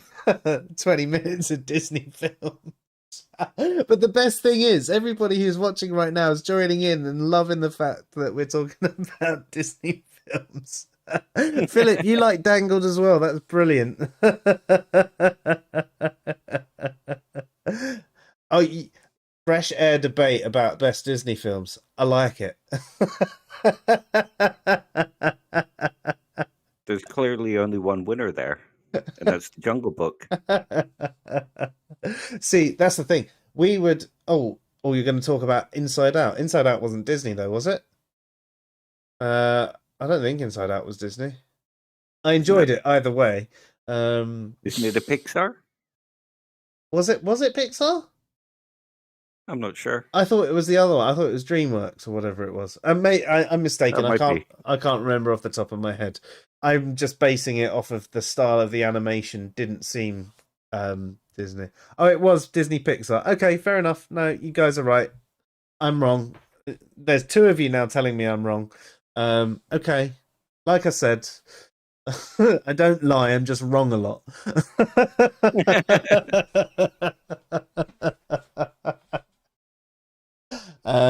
Fair. I had assumed it was DreamWorks. But yeah, no, I did like Inside Out. That was good as well. So you guys actually at some point want to have a debate about Disney movies. I reckon we should do this. Maybe it should be the next month's end of month free for all. We'll have a debate about all the Disney movies or something like that. Have it as part of a show, because I can't see how we could do an entire, unless you're going to actually plan a formal debate and you're going to have massive speeches supporting the best movies and why. I mean, that would be absolutely hilarious. If you guys want to put that much effort into it, I'd be so happy to moderate that. You could argue for something like Snow White, because that's what changed animation and filmmaking, for the future. It revolutionized animation. Yeah. And again, I mean, when they bring up Inside Out, you know, it's got things like about how your internal cognitive processes work. So it addresses certain issues there. There are so many different paths to take on that one. Yeah, we'd need someone scoring it as well. I think if we were to do this, I'll moderate it and tell people when they need to shut up, and you can score it. even if you don't agree with the outcome, I'm sure that you'll be fair to say you argued for your point better than they did. So you Oh, win right. I it. thought you meant write a musical score. Now that would be hilarious. Yeah. Watch Black Hole, and then you'll change your mind about the best Disney film. I will definitely do it. Intrigued Feline says, "What about live action Disney movies like The Parent Trap?" I didn't even realize that was Disney. And Freaky Friday, as Was Freaky Friday Disney as well? far as I can remember. Ah, fair. And was it Race to Witch Mountain? I think they were Disney as well. Hey, Pirates of the Caribbean, they were all Disney. Yeah, but they were crap. Oh, but they were the good kind of shit. I really enjoyed them. Mainly for Jack Sparrow, to be fair. I just liked the character. It was an amusing character for me. But yeah, I'd be better at debating horror films than I would Disney films. yeah, I'm sure you would. Yeah, you'd wipe the floor with everyone when it came to horror films. I mean, as much as I like my horror, you you fucking love your horror. Yeah. Philip says Wall-E must be mentioned as well. Yes. Now Wall-E was one of those ones where they did something so different with a film. There was no dialogue for about the first 20 minutes. Occasional advertisement talking in the background where you heard a few words, but there was no actual dialoguing going on, and they still made it interesting, and you were still so engaged with this little robot. So that would actually be a good piece to go with, to say how it is not necessarily the best, but one of the best for doing something so different. You could argue against it as well in certain respects by talking about how, well, the robot was basically just Johnny Five off of Short Circuit. It was just basically a stolen idea adapted to this thing and that.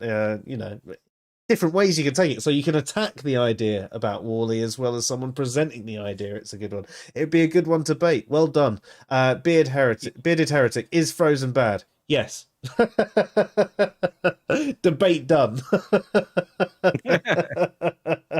I mean, for films that are emotional without dialogue and stuff, going with Disney, you could go with Fantasia.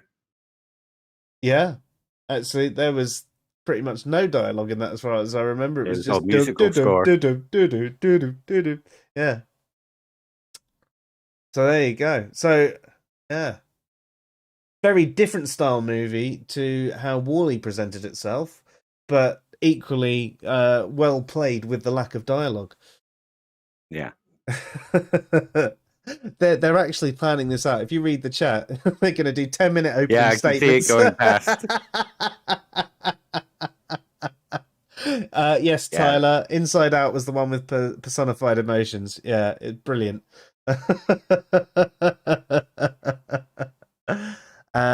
Intrigued Feline says, no matter how hard the wind blows, the mountain cannot bow to it. Philip requests an impartial moderator. So if you were to have an impartial moderator, the closest that would come would probably be Martain, because he hates Disney. Does that count as impartial? Yeah. But then he'd just be wrong because he hates Disney. If you don't accept that, then I don't know. Intrigue Feline, can you be impartial? I know you can be right, but can you be impartial? Contact Modern Day Debate. Yes, they're always looking for different debates. Yeah. And James is a pretty good impartial moderator. Let's see if we can do that. That'd be hilarious. I doubt they'd go for it. We want to debate Disney films. Yeah, the only problem is Tom Jump would probably jump in going, I want to debate Disney film. And we'd say, no. No. Go play with your immoral rocks. But then he would be immoral because he would be imposing his will on the rocks. He'd be immoral for joining the debate because he'd be imposing his will on us. Yep.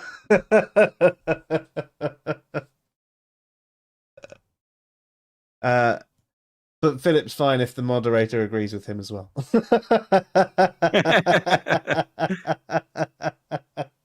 Send money to my PayPal and I'll agree with you. Yeah.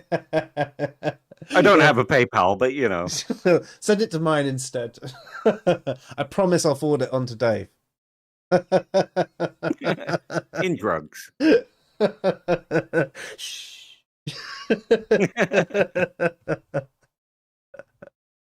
Well, I think we've gone.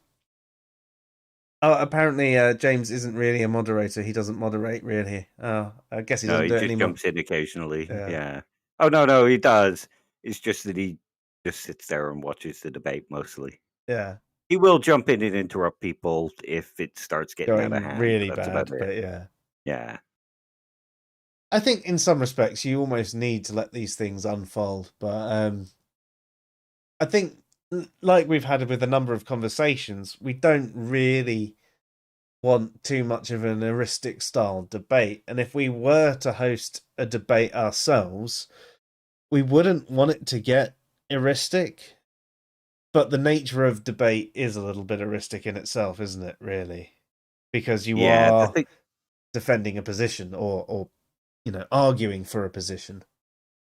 Yeah. You also have to remember that he enjoys his super chat money.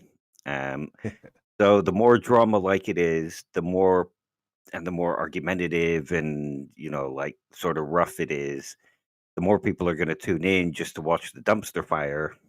Therefore, the more money rolls in, the more viewers roll in. Yeah. No, you're right. Yeah. So it probably wouldn't work having someone like that then, because it would just end up being incredibly dramatic. As Intrigue Feline says, she thinks that the job of a moderator is to help guide the debate, as in to make sure it doesn't get onto tangents. So basically the opposite of every single one of Dave and I's streams. What are you on about? I'm always on topic. Right. I just change the topic as we go along. But yeah, I mean, I think you're right though, that there has to be a sort of formula to a debate. You've got your opening statements, then you've got your defending of your position, your attacking of the other position, and those sort of things that go forth. But as you say, you don't want it to go too far off piece. You don't want it to start committing fallacies and straw manning each other, sort of thing, and keeping it on track. There is going to be a little bit of leeway going one way or another, but at least keeping it down this pattern rather than here, like one of the streams that Dave and me. Yeah, but we don't ever claim to be sticking to a topic. No. Or debating a particular topic. No, exactly. We say we're going to start with this topic, and who the fuck knows where we'll end up. Yeah. I mean, that was one of the problems with the John Maddox and Randolph Richardson debate. James, the moderator, didn't keep it on topic. He just allowed it to become this argument over what words mean. See, there's no point in really spending all of your time arguing over semantics. I can think of, in a debate, if you're actually having a debate, unless you're actually going to have a debate about the definition of a particular word, iron out what definitions you're going to use at the start, or have the moderator say, these are the definitions we're using, talk about it. Yeah. I mean, in the case of that argument between John Maddox and Randolph Richardson, they were debating Randolph's position. So really, they should have just gone with how Randolph was defining the words, however poorly that is. Yeah. And they could have addressed it in so many different ways from that. I mean, they could have essentially done what we did with our article. Not our article, when we read his site, and just gone, here's the problem with him defining it this way, and da-da-da-da-da. Here he's contradicting himself. Here he's doing a bait and switch. Here's this, here's that, here's that. And then you've addressed it. You've at least got your grounding point. This is our topic, and this is all the stuff that's coming across it. Yeah. So that particular debate, though, do you really think it really isn't worth us covering? Was it that poor? I mean, we could cover some of what Randolph said if we wanted to. Is it going to be any Because different from what we covered when we covered off his site? Yeah, it would be slightly different because Okay. he makes arguments about doubting. Anytime someone presents you with a belief, doubting it is rational, and doubting your beliefs is always rational, and things like that. Yeah, we did bring that So, up on Tuesday, didn't we? yeah, so we Yeah, could cover stuff like that. yeah. Perhaps we should actually do it as is doubt always rational, and then maybe just reference a couple of clips rather than focusing on the debate. Actually, just talk about doubt and rationality, and just Yeah, have those clips as part of it. and get Philip on the stream if he's got time. Because he Damn watched it straight. as well. Yeah, and I'm completely ignorant to it, because I haven't had time. And to be honest, I certain people like Randolph and like Aaron Ra, when their videos pop up, there is part of me that just goes, no.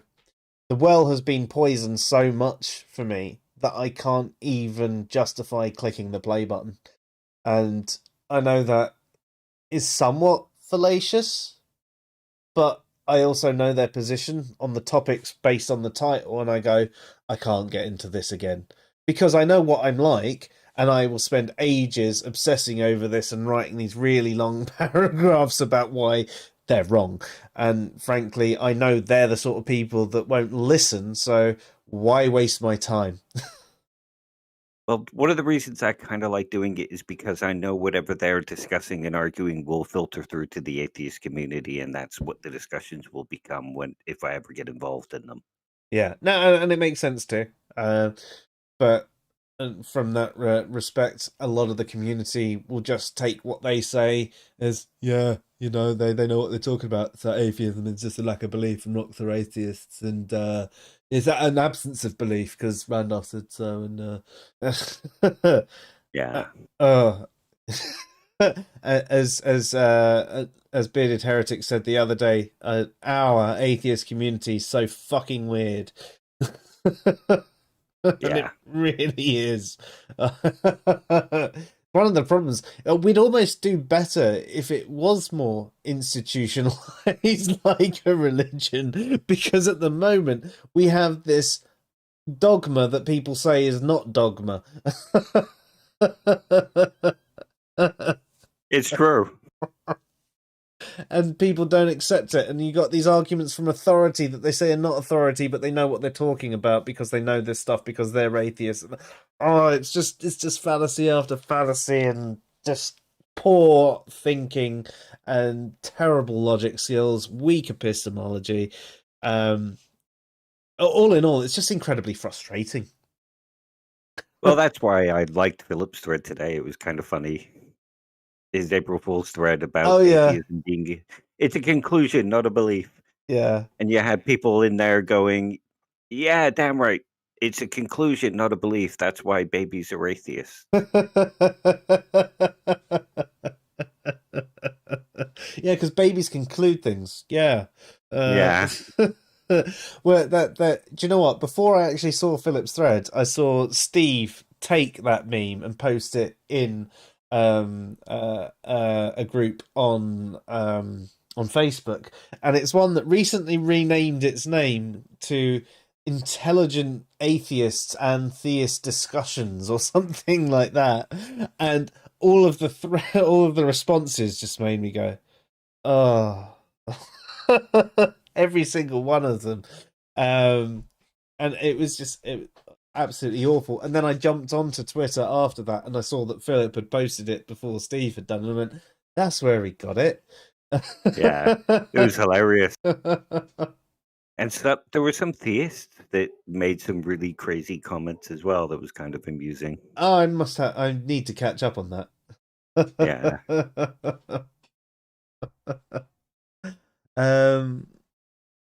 So Bearded Heretic says, I find some debate so dull because it's just recycling the same points over and over. But that's your brain making you say that. I assume that that's a free will debate that you got into there, Luke. Yeah, I'm going to have to disagree with that because I don't have a brain, so it can't be making me say that. There's nothing but empty space in there. Intrigue Feline says, yeah, that's talking about the moderation that we were talking about earlier. That's where a guiding moderator comes in to steer the debate and not resolve the same talking points. Debate the definition of atheism. No. No, we will not debate that. It's polysemous, and there is one that is definition of atheism that is more sound than the other, and that's the proposition that gods do not exist, and an atheist is one that accepts that as true. And you know what? You can disagree with that if you want, and I don't think you can justify it as being more sound than that. It's perfectly valid. All the definitions are valid. I'm not going to get into that whole argument, but I've got plenty of articles that you can read because I cannot be bothered to have that conversation anymore. And I know you were joking with your statement there, Intrigue Feline. I do know you were joking, but I just felt I had to address that briefly. Atheism is a beetle in a box. It's a magical word that means whatever people want it to mean. Yeah, someone that eats cheese sandwiches. Yeah. Bearded Eric says, what subject do you two differ on that you would have the best debate on? Oh, that's a good one. What's our biggest difference of opinion, Dave? I don't know. How could anyone disagree with me? I'm just super clever. The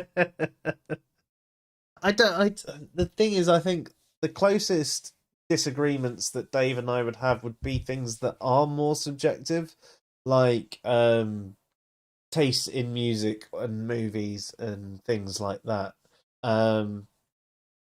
For example, I would say that even the Zack Snyder cut of the Justice League was incredibly overrated. It was okay, which is better than the original one that was just shit. But I still don't think it was good. I really enjoyed it. Yeah, towards the end I enjoyed it, but that's probably our biggest disagreement that we probably have. I don't think that there's anything important that we'd disagree on. Philip, we haven't really discussed various philosophical positions in that sort of sense, so Yeah. I don't really know in terms of that. Well, maybe we should actually bullet point those at some point, and we'll come back to you, Luke, and we'll find some larger disagreements. Yeah. Hopefully See we'll you find later, someone. Luke. Are you off? Yeah, see you next Tuesday too.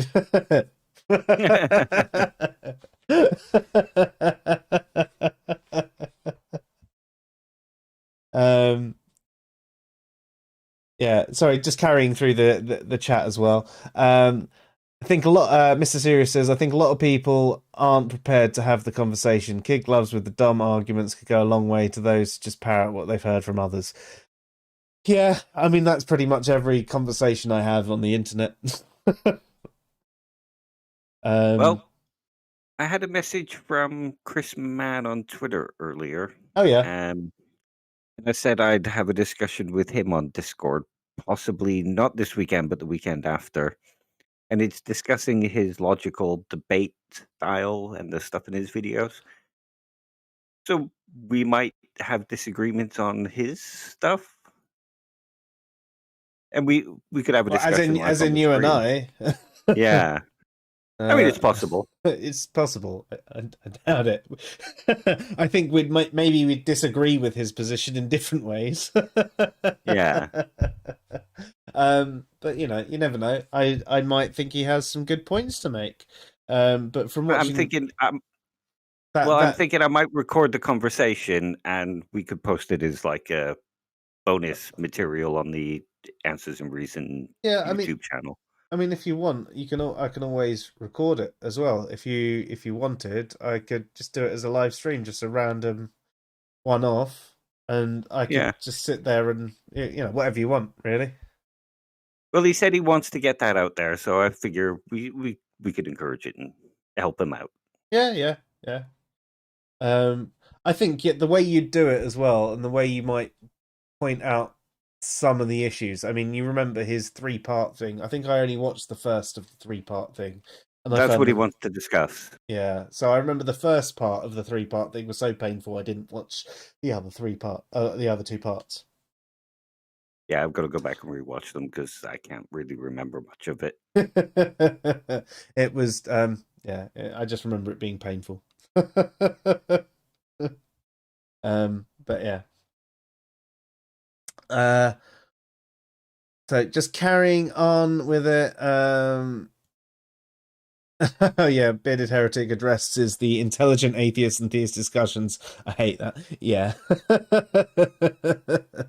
Yeah. I'm also in another group called Intellectual Philosophy and Debate Discussion. and philosophy. Yeah, something like that.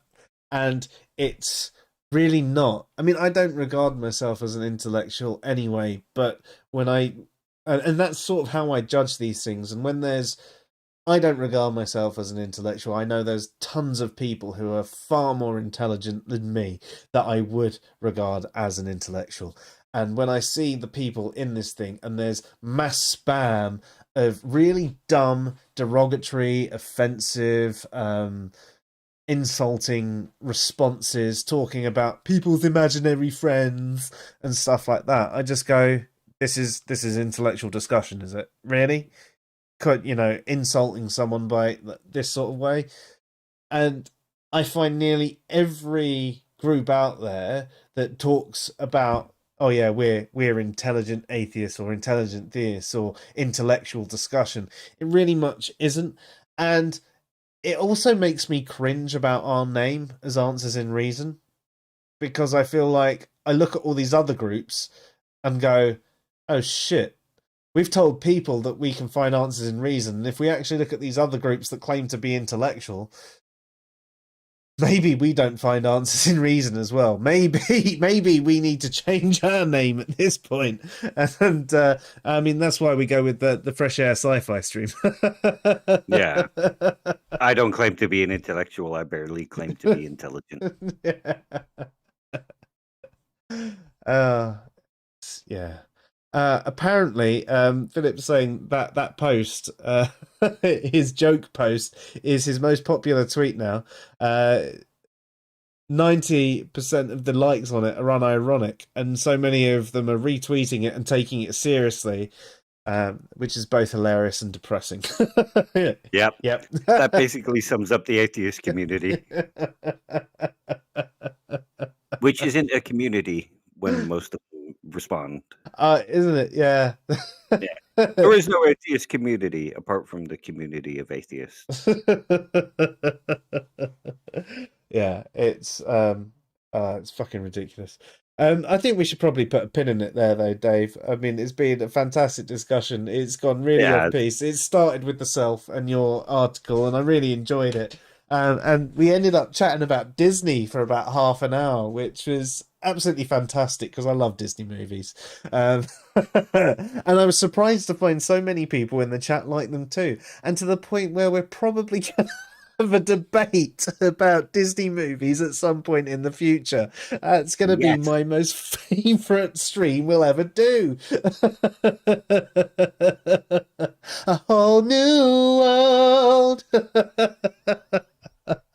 Yeah, that's the only thing I fast forward through Aladdin. That was a painful song, that one, wasn't it? Yeah. Okay, I have a debate for why Disney movies are crap. The sequels.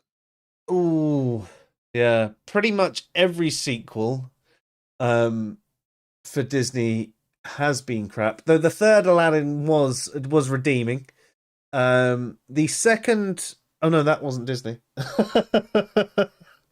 Dan Castellaneta as the genie just fell flat. Yeah.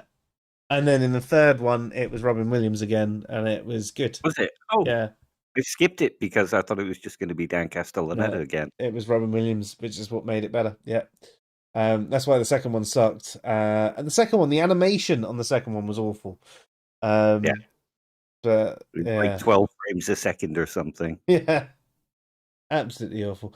Mr. Sirius says some groups claim titles of intelligence for pride, ego. It's good to check ourselves from time to time. Hard to tell whether or not we fall into this sometimes. I think we all do fall into it. Sometimes we do. Yeah, But human nature. it is human nature. But I think you're right. With the atheist community, especially, and the skeptic community, the atheist skeptic community, there is this badge of honor for why they're an atheist, why they're a skeptic, without actually really addressing it further than that. You know, the Lactheists want to be an atheist because of the title and because of what they think it represents, someone who is smart and rational. And the skeptic who wants to be a skeptic for similar reasons. And I think that side of the internet atheist skeptic community is what makes it a bit shit, to put it bluntly. So yeah, and one of the things that can be intimidating by it is because there is this big group think. You can join online and be that individual style atheist skeptic, and you might be a better atheist slash skeptic in that regard, and be dogpiled by other atheists for thinking slightly differently, and end up going, okay, no, you guys must be right. It's like I said before, when I first joined the internet, and I was basically told by every atheist that no, it's only a lack of belief, and I went, oh, okay, you guys must know. You guys must know. You know more about this than me. There's a load of atheists here who are saying something different. So, you know, okay, I guess that's all atheism is. I guess I was wrong. And I had no other point of reference at that point in time. And that's what I think it is for a lot of people. But that's how it goes. Computer Brain says the debate about Frozen, they need to let it go.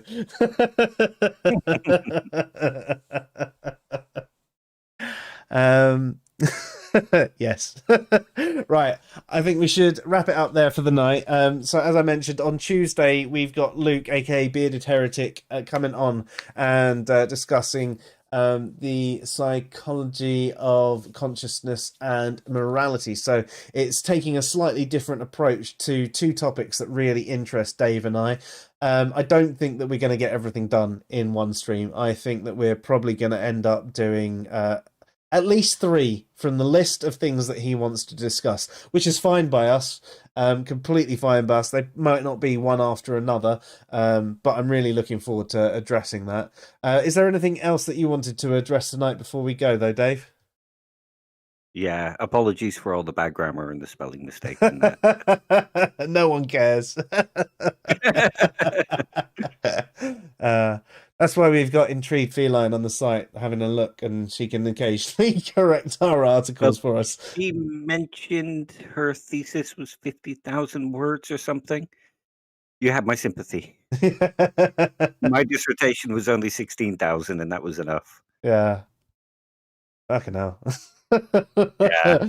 Although I suppose our entire site might almost come up to her thesis. Yeah.